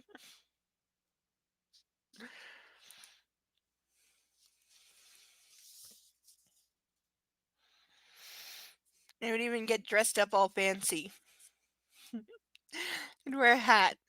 I have so many really nice hats, and I'm always told I look good in hats. I have like fancy church kind of hats that I never wear. I'd like to. Problem is, I feel so judged when I go out. Everybody's always staring, and you know, I'm like, anyone know the movie Practical Magic? I'd walk around like Aunt Jet in that scene where they're just walking through town and like everybody's like looking. I love her hat. Like her hat in that is I'm not sure whether it's hers or it's I cannot think of her freaking name. She played the first lady in the West Wing. What's her name? What's her name? What's her name? Played Rizzo in Grease. What is her name? Damn it. I think it was her hat. Rizzo in Grease. I forget her name. It's gonna drive me crazy.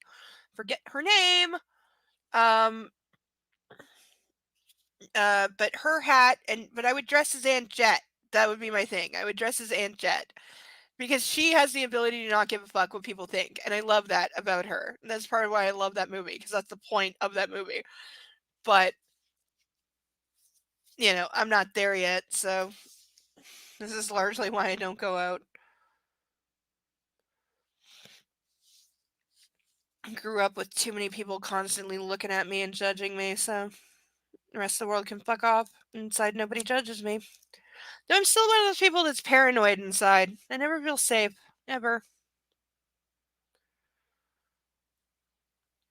Maybe I just don't remember what it feels like.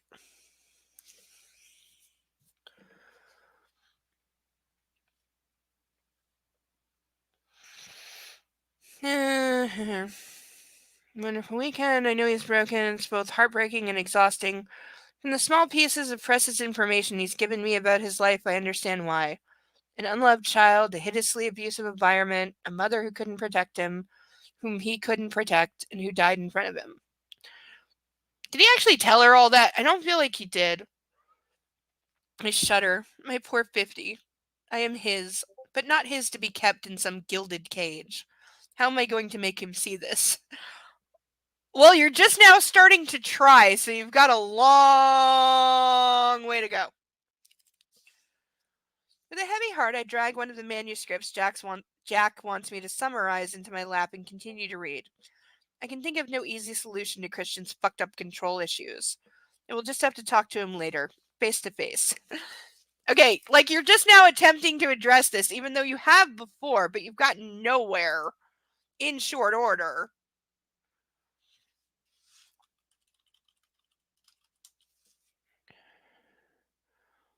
Okay, why is Discord pinging at me that all right, I need a refill on my wine and some water, so I'm going to leave. Here is Ralph the duck. This is our one and only current duck. This is Ralph. He's very lonely. He has a recently blinged out stage. I'm gonna make the stage taller. I misjudged the camera angle. I'm gonna make the stage taller so it can be seen. But we did add. I thought they would look like stage lights to add some little dots. So the stage is coming along. It's coming along. We are slowly blinging it out. I'm gonna add some upper bling. I'm gonna I think I have some contact paper I might put on the top. But we're going to continue to bling out. This is Ralph the Blue Unicorn Duck, so named by Persnickety because she owns him.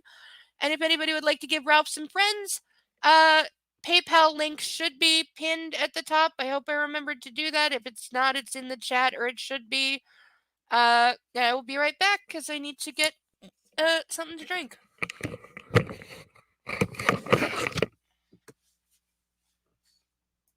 I forgot I was leaving Ralph in charge.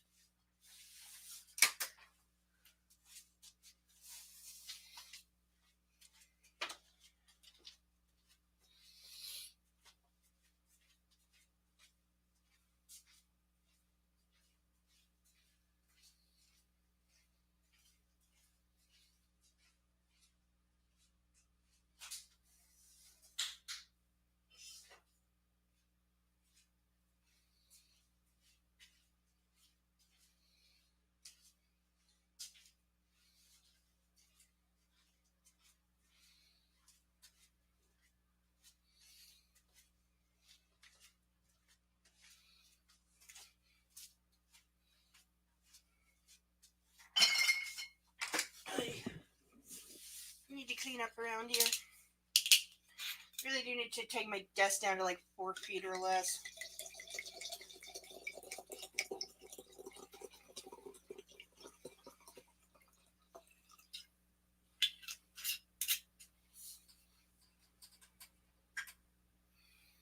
All right, take.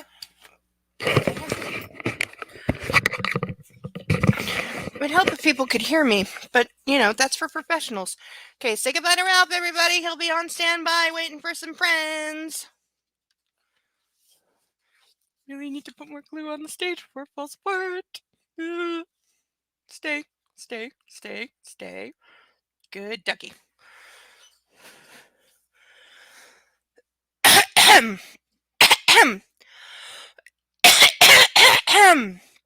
Oy.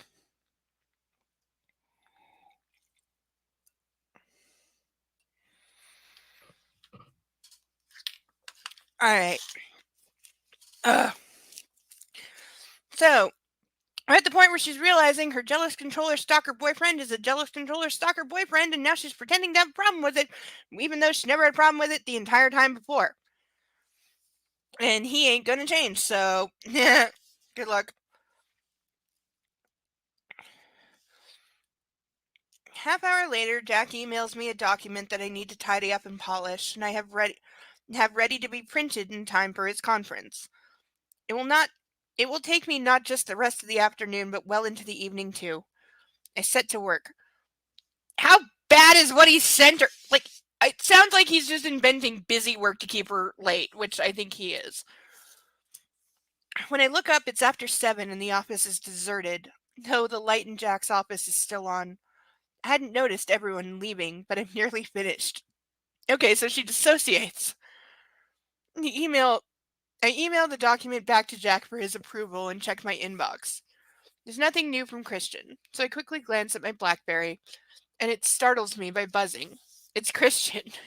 Because he's watching her that closely. He's watching her on the phone and saw her look. Okay, that was bothering me. Sorry, I had to. Hi, I murmur. Hi, when will you be finished? By 7:30, I think. I'll meet you outside. Okay. He sounds quiet, nervous even. Why?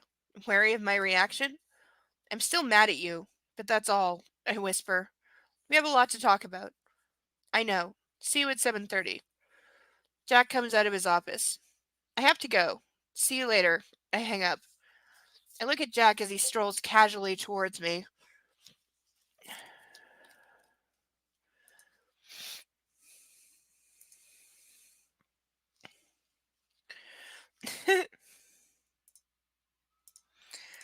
Alright, now we gonna have some fun.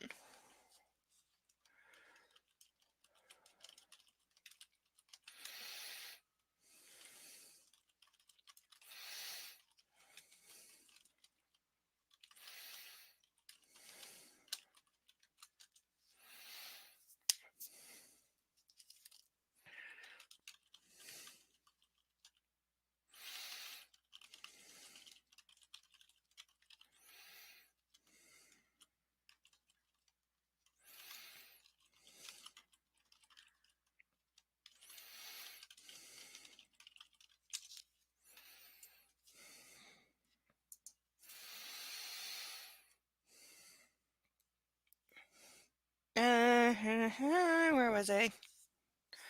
I'm gonna look up how to make your own highlighters. By the way, because I keep forgetting to acquire one and can't buy one. So I'm sure that there's something. I have so much paints and like markers and shit around here. I'm sure I got something. I'm sure I got something.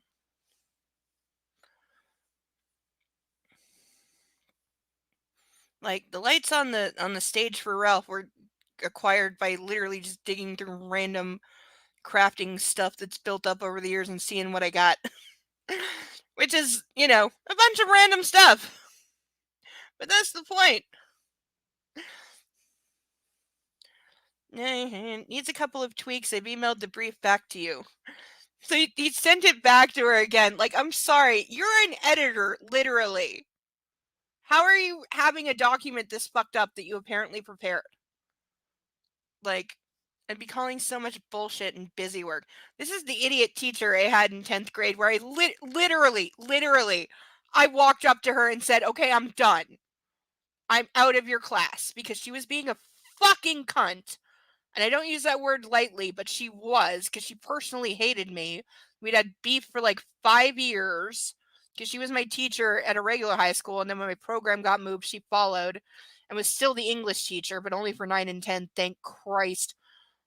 But she didn't like me because I could do things quickly. I had so many I had like half a dozen teachers over the years that if you could do something fast, they thought you didn't like they needed to personally punish you by making you do it 5 more times because you couldn't possibly have tried that hard. Bitch, I don't care if it takes me 10 minutes to do something that takes you 5 hours.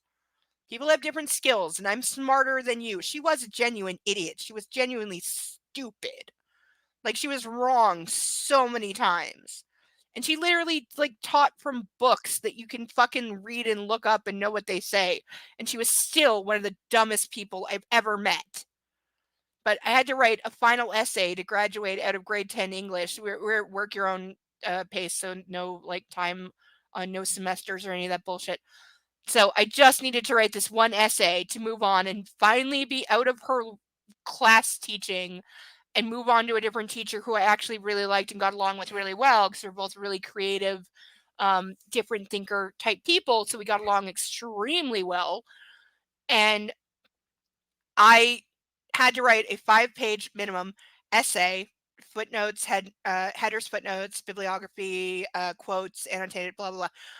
And you had to pick 2 different it was 2 different something, I think it was 2 different book series, whatever, and compare and contrast, and so I picked the Harry Potter series and the Black Dagger Brotherhood series because I had both of those, and I wrote what turned out to be like an 8-page essay. Took me about an hour and a half to write it. Um, Footnotes, bibliography, I was all there. I brought the books with me because I knew the project for the day, so I brought the books with me. My backpack weighed about 50 pounds. Um, but I had it and I handed it in. We were not required to type because we didn't have computers. Um, so I handed it in, and to my everlasting shock, like the next day, because I went on and did other stuff for the rest of the day. Next day, she hands it back to me. It's like, well, I want you to work a little more on this and try it again and do this and do that. And I was just like, no, I'm done. I'm sorry you personally are offended that I can write a 7-page essay in about an hour and a half and you can't, but that is a you problem, and I'm not putting up with your bullshit or being in your class for another week because you don't want to accept it. You want to give me a 50% on this? I'm still going to pass your class with like a 95. So you give me whatever grade you want, but I am done. And I literally said it to her. I handed it right back to her and said, no, I'm done. I wrote it. It's done. You can give me whatever grade you want, but I'm done. I'm sick of you and I'm out of your class. That's it. We are over. I'm not doing it again. I already know that I have the grades to pass your class, to do whatever the hell you want. I'm done. And she did not know what to make of that. She did try to fail me though. She couldn't because, again, I got awards for English in high school. So, and she was only trying to fail me out of personal bullshit. I literally heard her because it was like 4 rooms and you could hear everything. I heard her bitching at the principal that, like, oh, well, she was disrespectful. You know what? Yes, I was. Yes, I was disrespectful, but you know what? You disrespected me first, bitch. Because you said I must have fucked up because I did something quickly. You didn't even read it. Because if you read it, it's fine. It's not only fine, it's better than 90% of what gets submitted to you because I know who my classmates are, most of whom can't read. So I know that that is probably the best written thing you've read all year. And you want to tell me I don't know what I'm talking about? Go fuck yourself.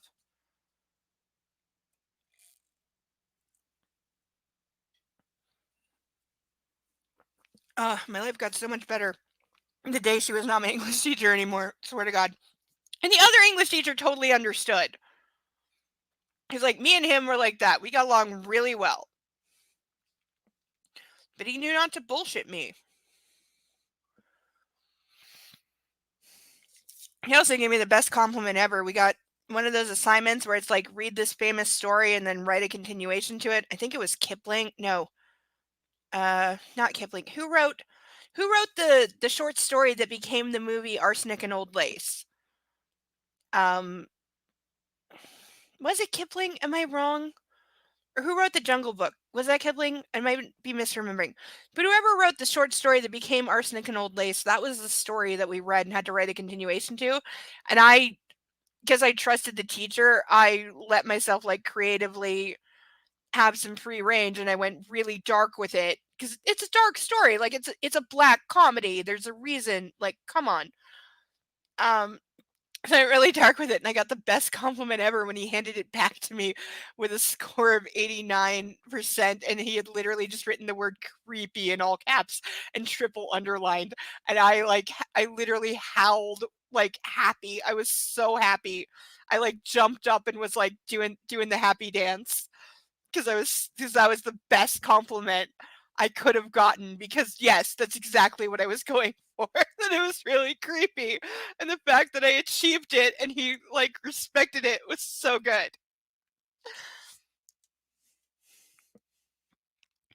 He's also the guy who gave me an 87 on an essay that was for the Jade Peony. Anyone who's read the Jade Peony, I was supposed to write an essay showing how the book showed themes of inclusiveness, and I started out with my opening paragraph was like, this book shows the themes of inclusiveness in the following ways, and on my last page I started my concluding paragraph with, this book is an excellent example of discrimination because of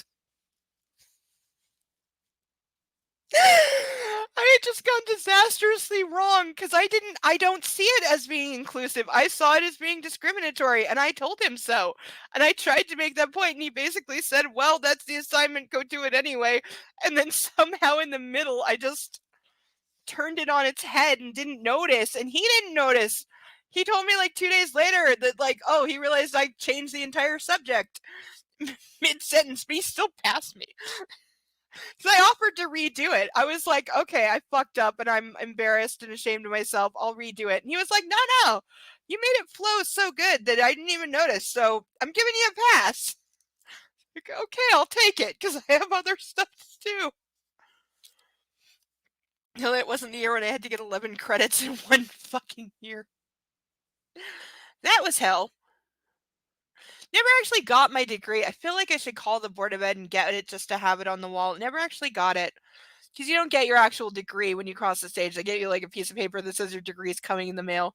I never actually got mine, which makes me wonder if somebody fucked me at the last minute. Because I had 3 credits that I finished get taken away from me over the years, so I had to scramble last minute. But I definitely got my credits in. I graduated. I just don't have the proof of it. I always feel like I should call and ask for it. There's probably like a fee for it though, which like they can fuck off. And I should be reading. No, where were we? He leans over me while I retrieve the document. Rather close, uncomfortably close. His arm brushes mine. Accidentally? I flinch, but he pretends not to notice. Why would she flinch? His other arm rests on the back of my chair, touching my back. That would be creepy. And I'd be like, back off.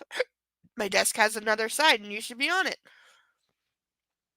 I sit up so I'm not leaning against the backrest. Pages 16 and 23, and that should be it, he murmurs, his mouth inches from my ear. Okay, seriously! I would not be tolerating this. 1, you stand on the other side of my desk. 2, don't touch my back ever. 3, if you're leaning in close enough to be whispering in my ear, you are way too goddamn close, and I don't care if I have a boyfriend or you're my boss or who the fuck you are. You're too close. Back the hell off, now.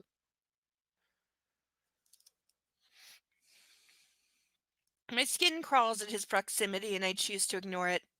Opening the document, I shakily start on the changes. He's still leaning over me, and all my senses are hyper aware. It's distracting and awkward, and inside I'm screaming, back off. Try screaming it out loud, moron! Because I promise you, the second you say, hey, you're making me uncomfortable, either he's going to back off or he's going to confirm that he's a creep, and then you hit him with the stapler. Preferably open. Once this is done, it'll be good to go to print, and you can organize that tomorrow. Thank you for staying late and doing this, Anna. His voice is smooth and gentle, like he's talking to a wounded animal. My stomach twists. Your boyfriend does this all the time, but from him it's acceptable, from this guy it's creepy. I'm just saying she needs to sort out her priorities and what she finds acceptable and not, because these are 2 guys doing the exact same thing, but one's okay and one's not. Yeah, you need to take a good hard look, girl, because damn. I think the least I could do is reward you with a quick drink. You deserve one. He tucks a strand of my hair that's come loose from my hair tie behind my ear and gently caresses my lobe. Oh my god! Wow, hella red flag. This is her boss, and if my boss is like doing this, I'm bum. Okay, I've seen miscongeniality enough times. Bum, right up your nose. I hope it goes into your brain and kills you. Don't. Oh my god! Can you imagine your boss? Your freaking boss. You're sitting at your desk working. He's leaning over you, hand on the back of the chair. He's leaning in, whispering her, and then he's gonna tuck the hair. Oh my freaking god! Hell no! Hell to the no! Get the hell away from me! Don't ever touch me again, you fucking creepy bastard! Fuck off! And keep in mind, they're alone in the office. There's nobody else here. They're alone. So yeah, hella danger. Again, not saying Christian's right because he's not, but yeah, she needs to be like telling him out loud, get away from me! Stand on the other side of the desk! Sit! I'd be like 1 second from calling him Rover, then smacking him with a desk lamp. Seriously.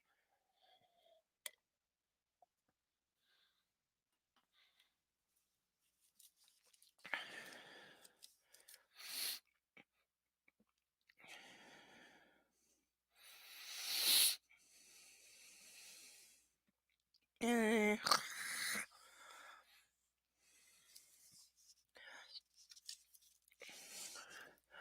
I cringe, gritting my teeth, and jerk my head away. Shit. Christian was right. Don't touch me. She says in her head, but not out loud. Say it out loud! Don't touch me, Mr. Hyde. You are my boss. Get on the other side of my desk. Do not touch me and do not lean over me like that when I am doing my work. Seriously. Like, this is the thing. She doesn't say out loud the things that she should. She just sits there and takes it. And yes, I know people like that. And yes, I've been in positions where I've done that. Am I proud of that? No. Do I regret it? No, because I don't believe in regret. But do I wish I had done something differently? Yes. Would I do it differently now that I'm older and wiser and don't give a flying fuck? Yes.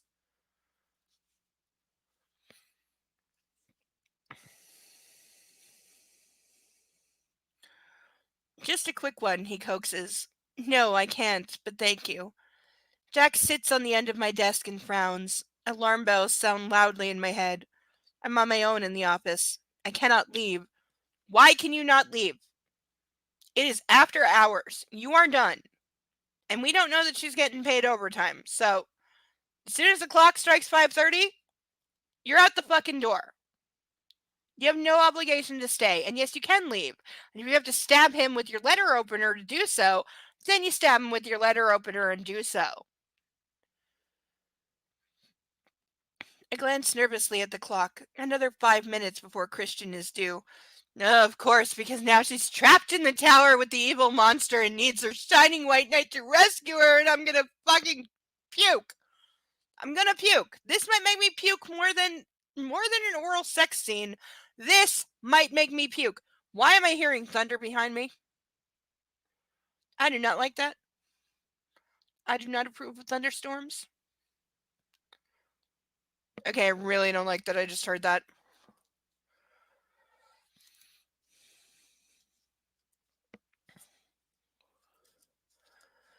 Anna, I think we make a great team. I'm sorry that I couldn't pull off this New York trip. It won't be the same without you. I'm sure it won't. I smile weakly up at him. Because I can't think of what to say, and for the first time all day I feel the tiniest hint of relief that I'm not going. So, did you have a good weekend? He asked smoothly. Yes, thanks. Where's he going with this? See your boyfriend? Yes. What does he do? Owns your ass. In her head. He's in business. That's interesting. What kind of business? Oh, he has his fingers in all sorts of pies. Is that like another fairy tale reference? Because, like, shut up. Jack cocks his head to one side and he leans in towards me, invading my personal space again. You're being very coy, Anna. You're my boss! Fuck all the way off! Well, he's in telecommunications. Is this the first time we're told what he does? Because that would explain his access to military satellites, kinda, sorta. Manufacturing and oh wait, I should have read the whole thing. He's in telecommunications, manufacturing, and agriculture. He does everything. His company does everything. We now know what he officially does, and it's everything. I cannot even. He literally just owns a company that does everything. And he's owned it for like 4 years, and he's like a global leader, billionaire, Elon Musk type. Dear God. He works for himself. If you're happy with the document, I'd like to go now, if that's okay. Why are you asking? Why are you asking? This is not your dom. This is not your psycho stalker boyfriend. This is your boss, and you're there like 3 hours past the end of the day. You don't need his permission to fucking leave. You just leave. Okay? I was at work one day. Our trainer got called out to a meeting, like mid-training, not her choice, bad timing. We finished the thing. We're off the clock at 5:30. Literally, we're in training. We don't get overtime. So at 5:31, I'm not getting paid. So, and literally, when she was supposed to come back before we left to sign off for the day. She didn't come back. She was stuck in a meeting. She didn't make it back. That's not her fault. Not blaming her, but there were 6 of us in the class just waiting around. 5:30 rolls around. We're still waiting. She hadn't come back to like basically dismiss us for the day. And at 5:31, I said, "Okay, I'm not getting paid anymore, so I'm out." And I left. Did I have any consequences for that? No. Did the other 5 people laugh and think it was funny and I wasn't serious? Yes. Did 2 of them the next day tell me that they thought I had balls for actually doing it? Yes. But did I get any trouble from the company? No. Because at 5:30, I have every right to leave. I'm not on the clock. I'm not being paid. And I'm sorry you pulled your trainer away in the middle of a training session to make her do something else. And she didn't get back in time, but I'm not waiting around. I'm not getting paid to be here. I'm not going to be here. You want to argue with me? That's my only point. It's like, okay, you wanted me to wait a half hour? Are you paying me time and a half to do that? No? Okay, fuck you. Like, this is the only argument that can possibly happen. And she's like, I can't leave? No, you can leave. You can leave. And leaving is what you should do. Like, don't ever think that you can't fucking leave because it's your job. No, you can leave. Walk the fuck out. They need to justify making you stay, not you justifying leaving. Trust me.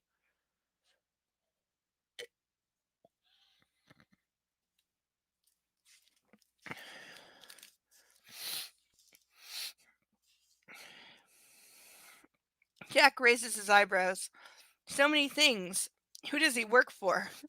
Yeah, because his company is bullshit, because nobody actually does that. Hello to whoever just came in. I can see the numbers going up, but I don't know who you are. But hello, and we're glad to have you. He works for himself. If you're happy with the document, I'd like to go. If that's okay. Why are you asking? Just fucking leave. Just say, okay, been a great day. My boyfriend's downstairs waiting to pick me up. Move! Just go! He leans back. My personal space is safe again. No, it's not, you idiot.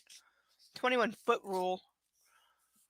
Of course. Sorry. I didn't mean to keep you, he says disingenuously. What time does the building close? Security's here until 11. Why would he know that? That's creepy. Good. I smile and my subconscious flops down in our armchair, relieved to know that we're not alone in the building. That doesn't help you. I'm sorry. Security in the lobby doesn't help you if you're on the 37th floor. Christ. Switching off my computer, I grab my purse and stand up, ready to leave. You like him then? Your boyfriend? I love him, I answer, looking Jack squarely in the eye.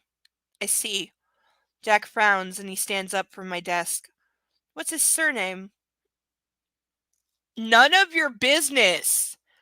His name is none of, your business. Gray. Christian Gray. I mumble. Jack's mouth drops open. Seattle's richest bachelor. That Christian Gray? See, this is my point. He's that locally famous that everyone knows who he is, and yet he was able to throw her over his shoulder, slap her hard on the ass while she's screaming in public, and nobody videoed this from TMZ. Really. I still call epic bullshit and he needs to be arrested right now. Also, Ralph is still waiting for more ducks. He's very lonely and would like another duck to join him on the stage, please. You know, he's all by himself. He's been by himself for a week, and that's very lonely for a duck. They generally travel in groups. They like, communities. Don't usually see a duck by itself. No, so handcuffs are still available, and my wrists haven't been bruised up for weeks, so I'm like really feeling neglected by the lack of handcuffs.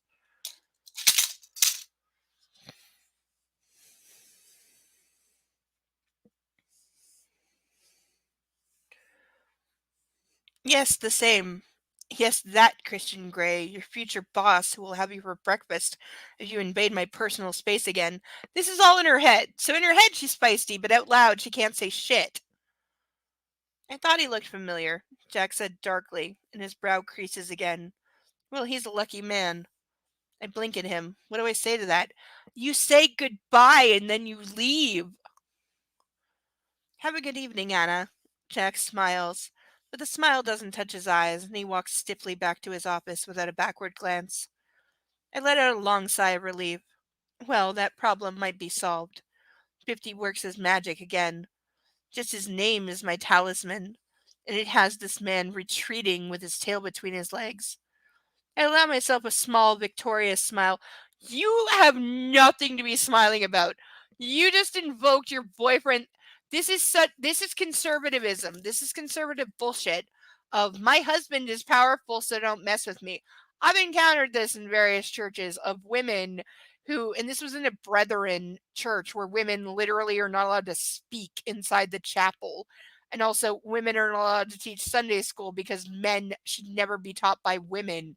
Apparently, according to the Bible, but nobody can tell me exactly where it fucking says that, even though I've read the thing. Um, but yeah, and it was that kind of bullshit of like, don't mess with me because my husband is powerful. Like, I'm sorry, are you literally just a baby factory? Are you literally just a fuck slut? Because that's all you are. Too many religions just raise women to be like baby factories and have no brains of their own, and you are a property of first your father and your husband because you are a commodity designed to make babies and nothing else. You are good for sex and that's it. Make me a sandwich, woman. The bullshit. But that's exactly what Anastasia just did. She basically invoked the power of her boyfriend to make her boss go away as opposed to invoking her own power. Or saying, like, hey, I don't like that. Never mind that my boyfriend will have you fired. I don't like that, and I am telling you to stop. God forbid.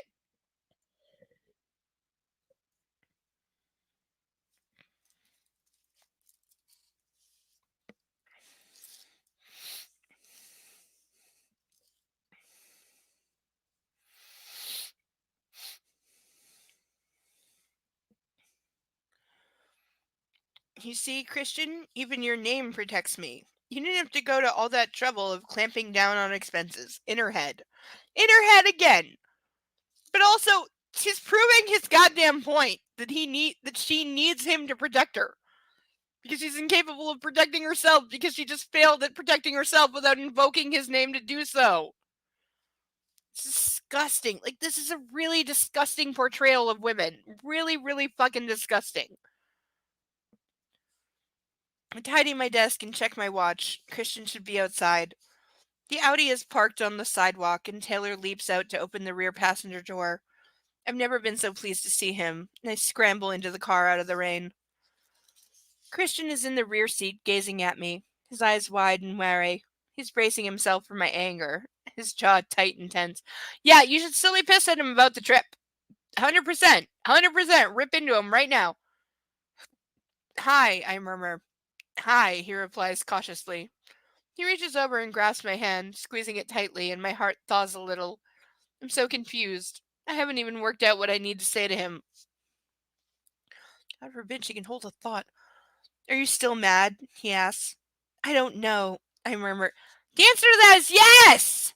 Yes, you fucking controlling bastard! Going to that conference was a big step for my career, and it would have let me meet a lot of people and make a lot of contacts. Also, I've never been to New York and I really wanted to go. And how dare you fucking interfere in my career? You sexist pig! Get out of my life! That's what she needs to be saying right now. What do you bet they're about to bang in the backseat?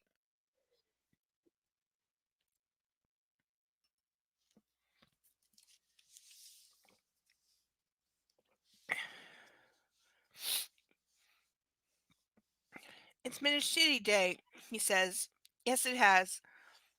But for the first time since he left for work this morning, I begin to relax. Just being in his company is a soothing balm. And all the shit from Jack, the snarky emails to and fro, and the nuisance that is Elena fade into the background. It's just me and my control freak in the back of the car.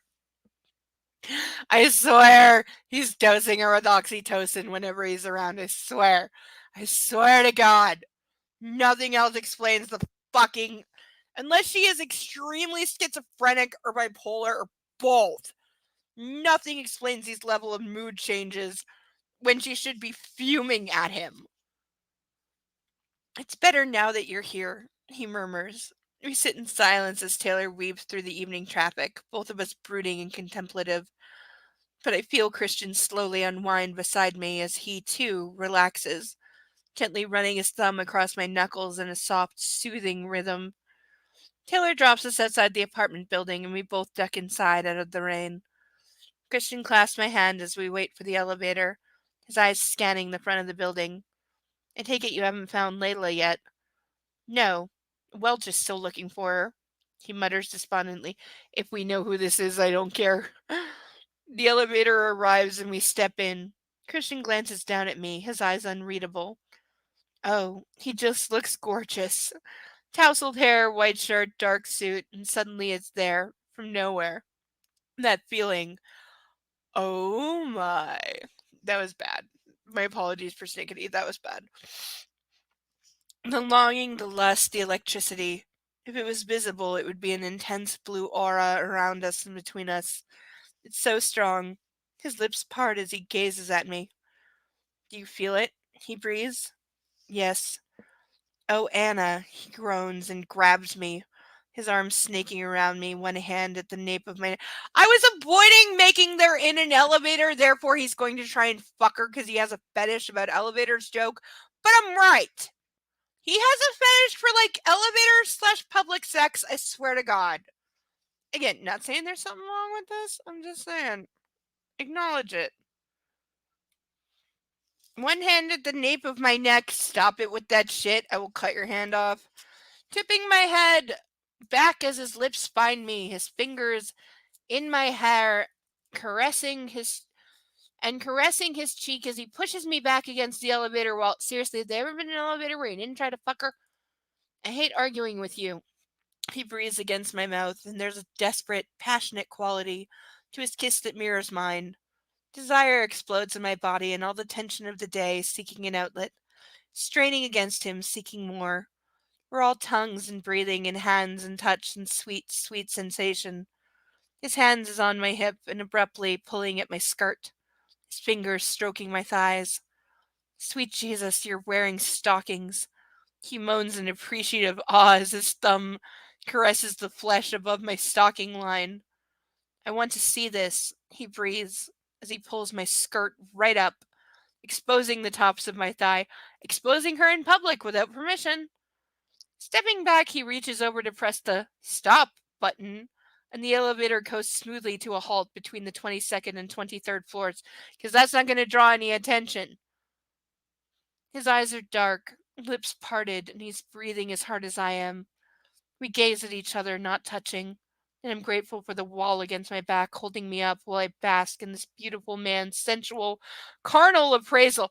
By the way, she's supposed to be mad at him right now, but what is he doing? The second she's anywhere near him, he is like overwhelming her with sex until she forgets what she was mad about, as he's done the entire time, but also elevator sex because clearly he has a thing about this.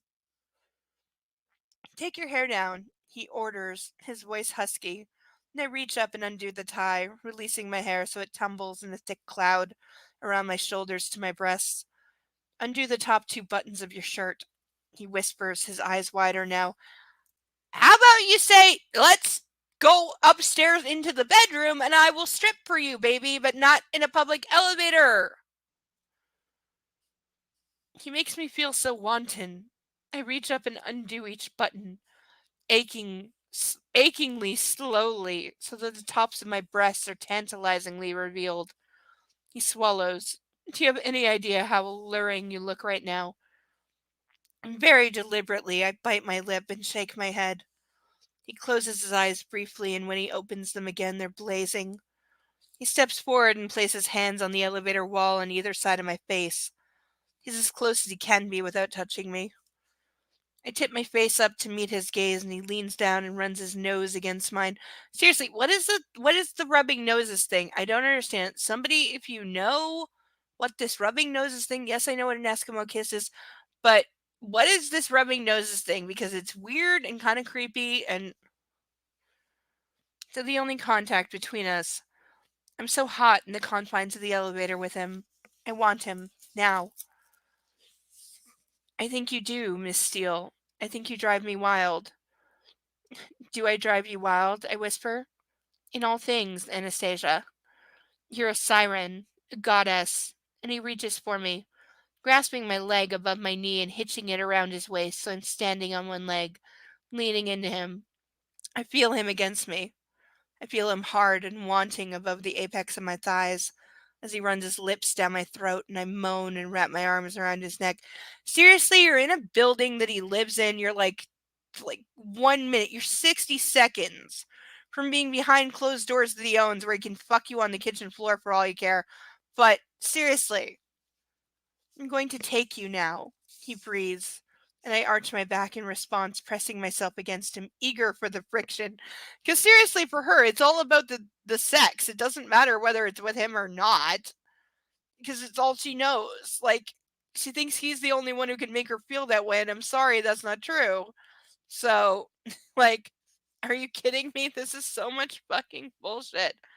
And I cannot even. Yeah, she's like, she should be mad at him. She's supposed to be mad at him.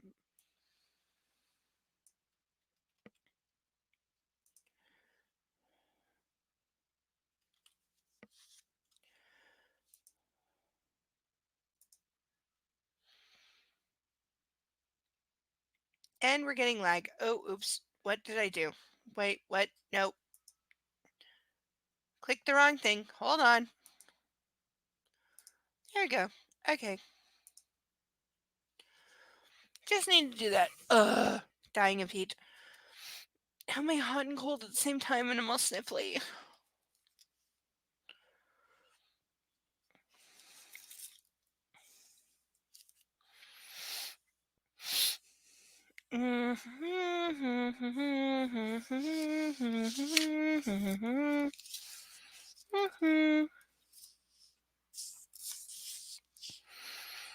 Yeah. I'm going to take you now. He breathes and I arch my back in response, pressing myself against him, eager for the friction. He groans deep and low in the back of his throat and boosts me higher as he undoes his fly. Hold tight, baby, he murmurs, and magically produces a foil packet that he holds in front of my mouth. I take it between my teeth and he tugs so that between us we rip it open. Okay, seriously, they're gonna bone in the elevator because, like, why? Why? You live there, you have an apartment, this is exploitation, and literally, he knows, like, he knew, he came prepared for this because he knew that she was gonna be hella pissed because of his douchebaggery throughout the day, and then, like, is like, no, I can just, as he always does, as he frequently does, and he does, he overwhelms her with sex so that she doesn't, like, she forgets why she's mad, basically he fucks her until she can't remember why she's mad and then just puts up with his bullshit entirely. That is entirely what is going on, and I'm so over it. I'm so unbelievably over it. Like, dear God. Hmm? Somebody's knocking. Give me a second.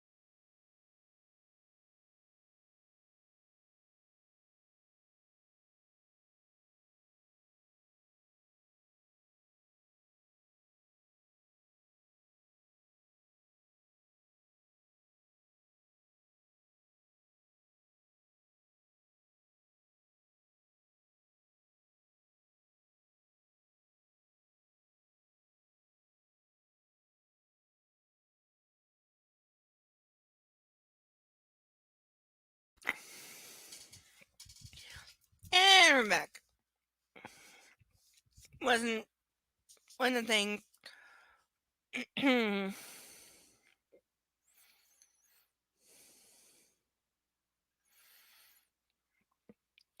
Good girl. He steps back. Seriously, if we're having sex and you call me good girl, I'm gonna smack you, and that's the end of sex. He steps back a fraction and slides on the condom. Go- God, I can't wait for the next 6 days. He growls and gazes down at me through hooded eyes. I do hope you're not overly fond of these panties.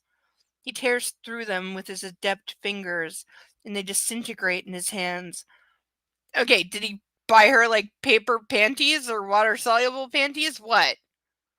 Like, I'm sorry, panties do not disintegrate. And they're not actually that easy to rip off. I'm not saying I don't enjoy the effort and the marks that leave from it. I fully enjoy that, but that's me.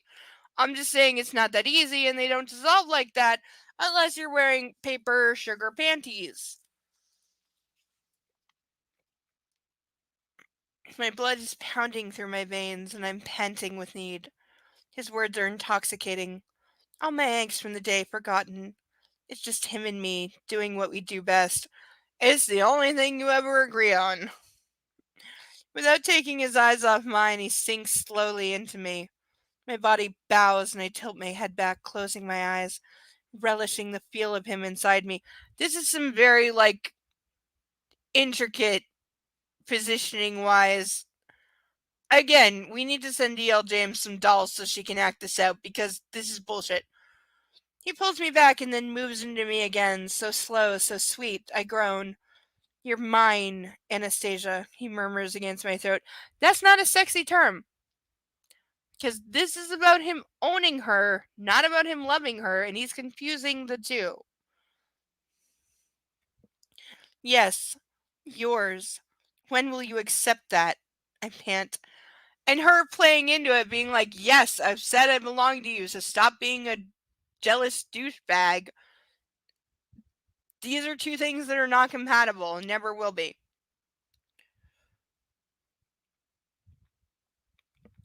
He groans and starts to move. Really move. And I surrender myself to his relentless rhythm. A certain scene from Girl with the Dragon Tattoo is coming into my head.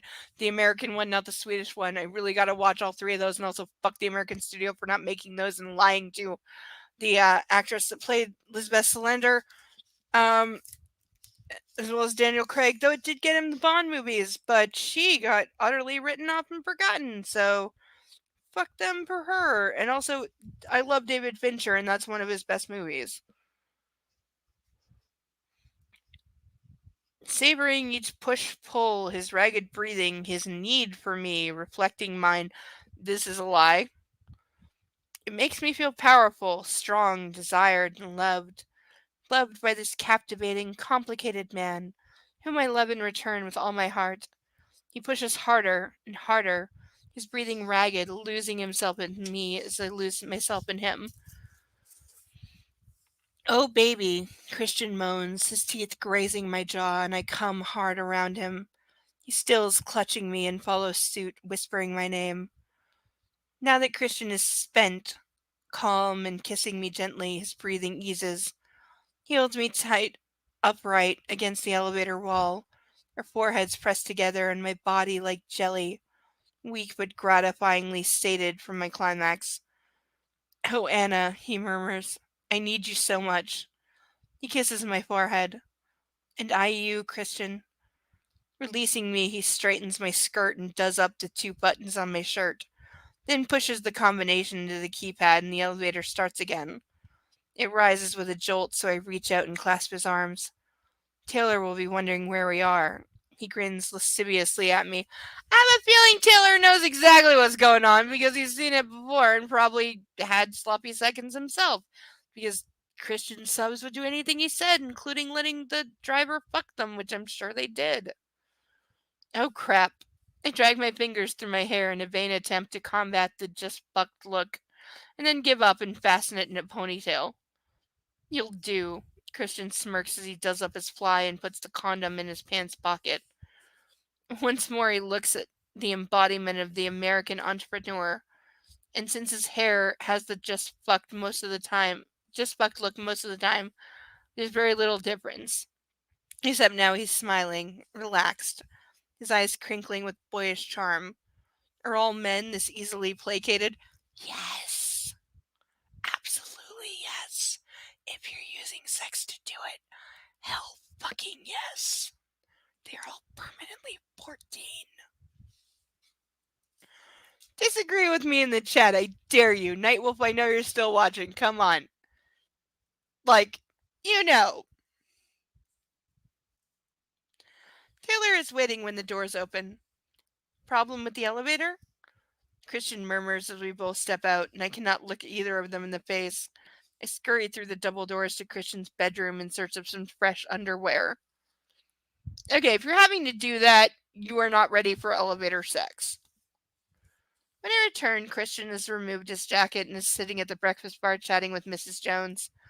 She smiles kindly at me as she puts out 2 plates of hot food for us.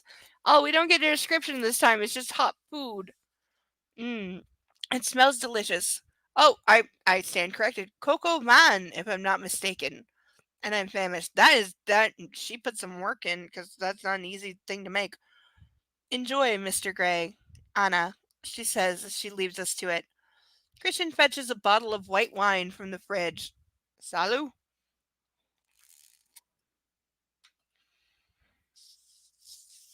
And we sit and eat. He tells me about how much nearer he's getting to perfecting a solar powered mobile phone. Still waiting for that to be a thing.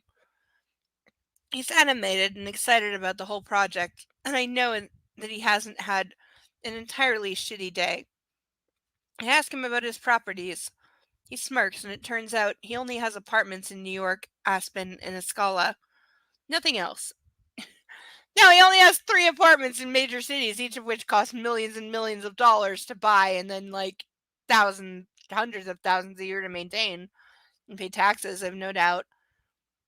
When we're done, I collect his plate and take mine and take them to the sink. Leave that. Gil will do it, he says. I turn and gaze at him, and he's watching me intently. Will I ever get used to having someone clean up after me? I can get very used to that. Well, now that you're more docile, Miss Steele, shall we talk about today? Meaning he bred her into submissiveness, is what he's saying. Because he didn't want to be yelled at, so he's like, let me fuck you and make you come a few times so you'll be calmer when you ream me out, rightly so, about my douchebaggery all day. Like, that's the only reason he fucked her in the elevator. I think you're the one who's more docile. I think I'm doing a good job in taming you. Taming me, he snorts, amused. When I nod, he frowns as if reflecting on my words. Yes, maybe you are, Anastasia. You were right about Jack, I murmur, serious now, and I lean across the kitchen aisle, gauging his reaction. Christian's face falls and his eyes harden. Has he tried anything? He whispers, his voice deathly cold. I shake my head to reassure him. No, and he won't, Christian. I told him today that I'm your girlfriend, and he backed right off. In other words, I invoke the power of your name.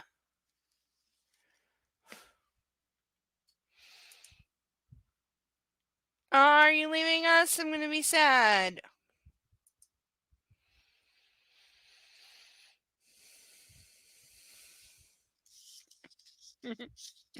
I wish I was your lady or somebody's lady. I really do. But I can say right now, I'm sorry it's a short one, but we're going to call it at the end of this chapter. It's been enough. Like, this is hella night. And I know it's really short. It's only been like 2.5 hours, and usually we go up for 4. But we made it through an entire chapter that was 40 pages long. It's got about 2 more pages. And yes, we're calling it a night before things go off the rails. Because if I continue, things are going to go off the rails, and I don't want that.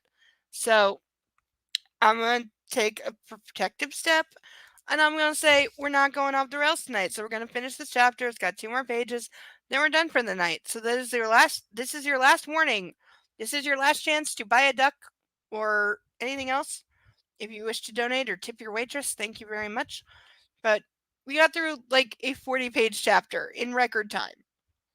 It's under 3 hours. That is absolute record time. So we're going to call it a win and not tempt fate. because that is what you are doing by going more than this. We are tempting fate. And we're not going to do that. So we're going to finish this chapter and then we're going to call it a night and a successful one. Because we all had a good time and everybody went home safe and we had some laughs and that's it. So whether I do a Wednesday stream for chapter 12, I don't know. Or if we just continue, the book does have odd number chapters and other ones will certainly have less pages. Again, there's a 40-page chapter. That's the limit. I'm sorry. That's where it's going. So we're going to finish. We got like 2 pages left and then we're calling it a night. It's an early one, it's a short one, and I'm sorry, but that's how it's going to be tonight. And it's the best decision. It's the safest decision. So that's what's going to happen.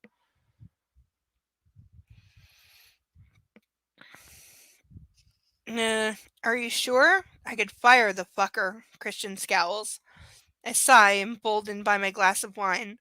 You really have to let me fight my own battles. You can't constantly second guess me and try to protect me.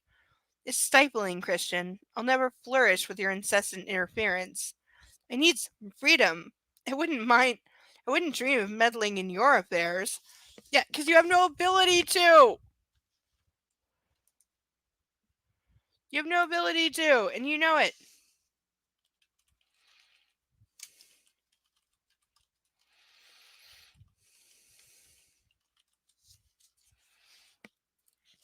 Like she couldn't interfere with him if she wanted to without going very public on some things. And like, nah, this is just, nah. And like, no, don't tell him you actually needed his help for anything. This is not okay.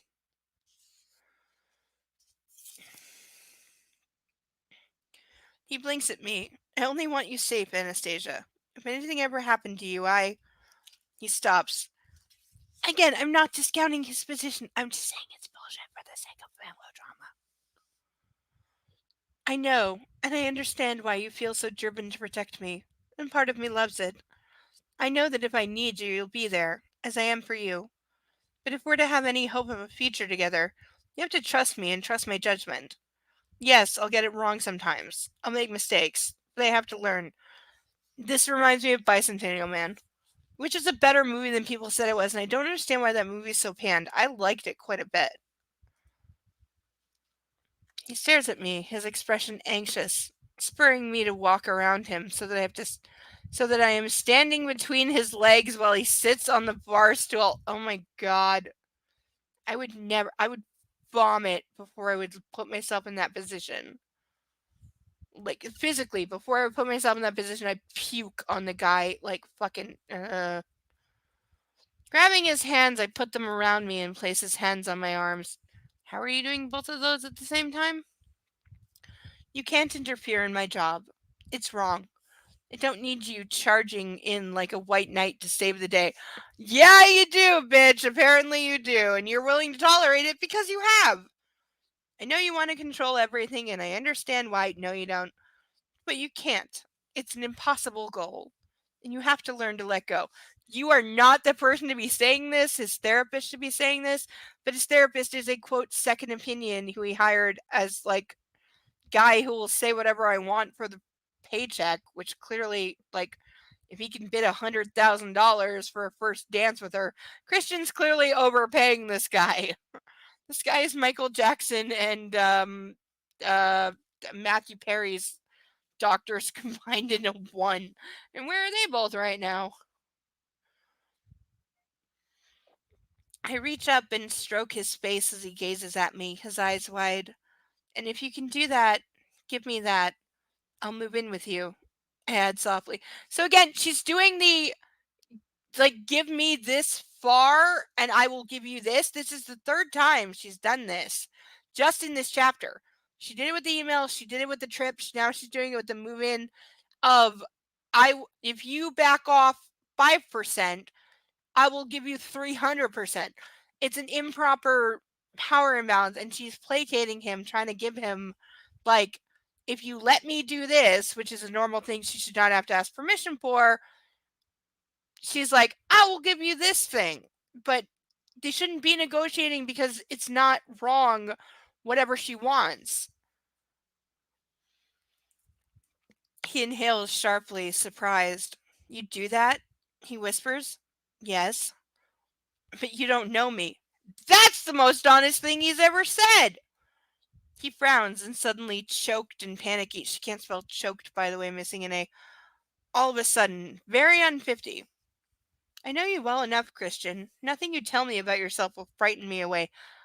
I agree with that, but his behavior should.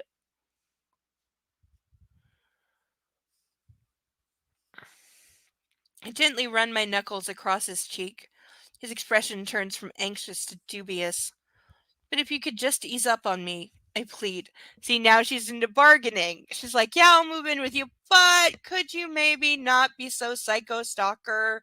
Just a little bit, maybe, because I'm giving you this massive thing of moving in with you and being a living possession. The answer is no. It's going to be no. He's not capable of doing that. I'm trying, Anastasia. I couldn't just stand by and let you go to New York with that sleazeball. Yeah, God forbid you should trust her to take care of herself or say, hey, I'm sending Sawyer with you to protect you, which is still overreaching, but definitely an alternative to like literally impeding her career in the second week of her attempting to have one. He has an alarming reputation. None of his assistants have lasted more than 3 months, and they're never retained by the company. I don't want that for you, baby. He sighs. I don't want anything to happen to you. You being hurt.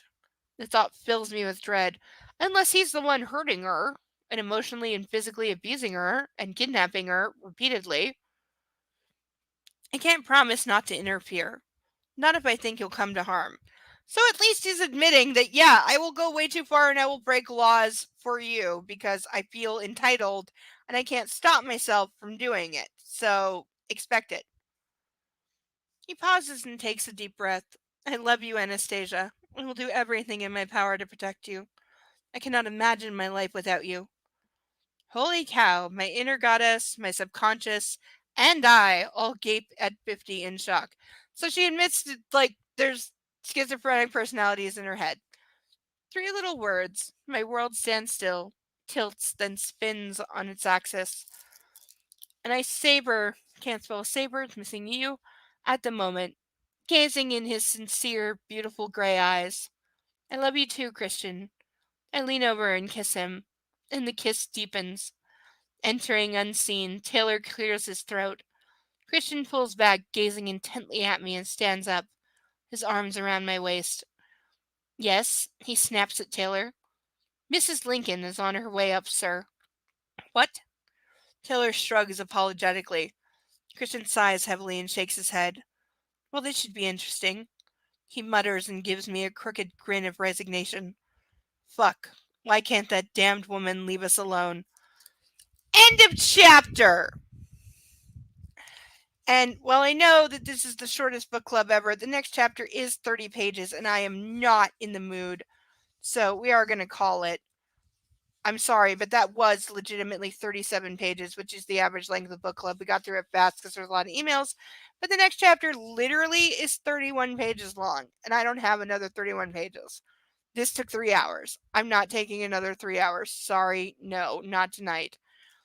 I am not drunk enough, and just no, absolutely no. This was enough. So we're only getting one chapter this week. I'm sorry if you were disappointed. If you hate me, play me in the chats, or purchase a duck and name it something nasty. Take your choice. Link above for the PayPal if you wish to buy a duck.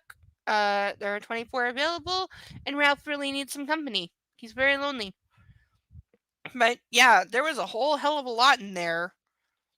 And now we have Mrs. Robinson showing up uninvited, unannounced, and him, rather than saying, I will go downstairs and deal with her, so you, my new girlfriend, who should not be subjected to this bullshit, that would be actually protecting her, as opposed to from her boss, where it's not. Um, that would be actually protecting her from Mrs. Robinson. But, he's not going to do that. Instead, he's just going to let public drama play out. So I'm sure we'll read all about that next week, and I will adjust the thumbnail appropriately. But we're going to call it a night. Thank you all for being here. Thank you so much for joining me. You're all very awesome. Thank you for your comments and for all your best wishes for the ducks. Please consider buying a duck. The link should still be above because we got many more ducks and Ralph is lonely. He's on the stage all by himself and the stage is going to get more blinged out. I'm going to add to these stage lights, okay? Gonna get like some gold paint like going on and maybe do some swirls or maybe have like little platforms. I'm not sure. I'm still working on it. I still need to make the platform taller so that it looks like this instead of this when I put it on my desk. I really did screen test this and it was higher. But, things get adjusted. So right now, this is Ralph, our only duck, our inaugural duck. He's very lonely. Please consider buying another duck. But thank you all for having a good time. I hope you did. And joining us for book club, and I hope you'll come back next week and love on your fur babies, love yourself, and have a good evening, everybody. I love you all so much. Thank you all for being here. I hope you had a good time. I did too. And I will see you all next week, same time. Bye bye.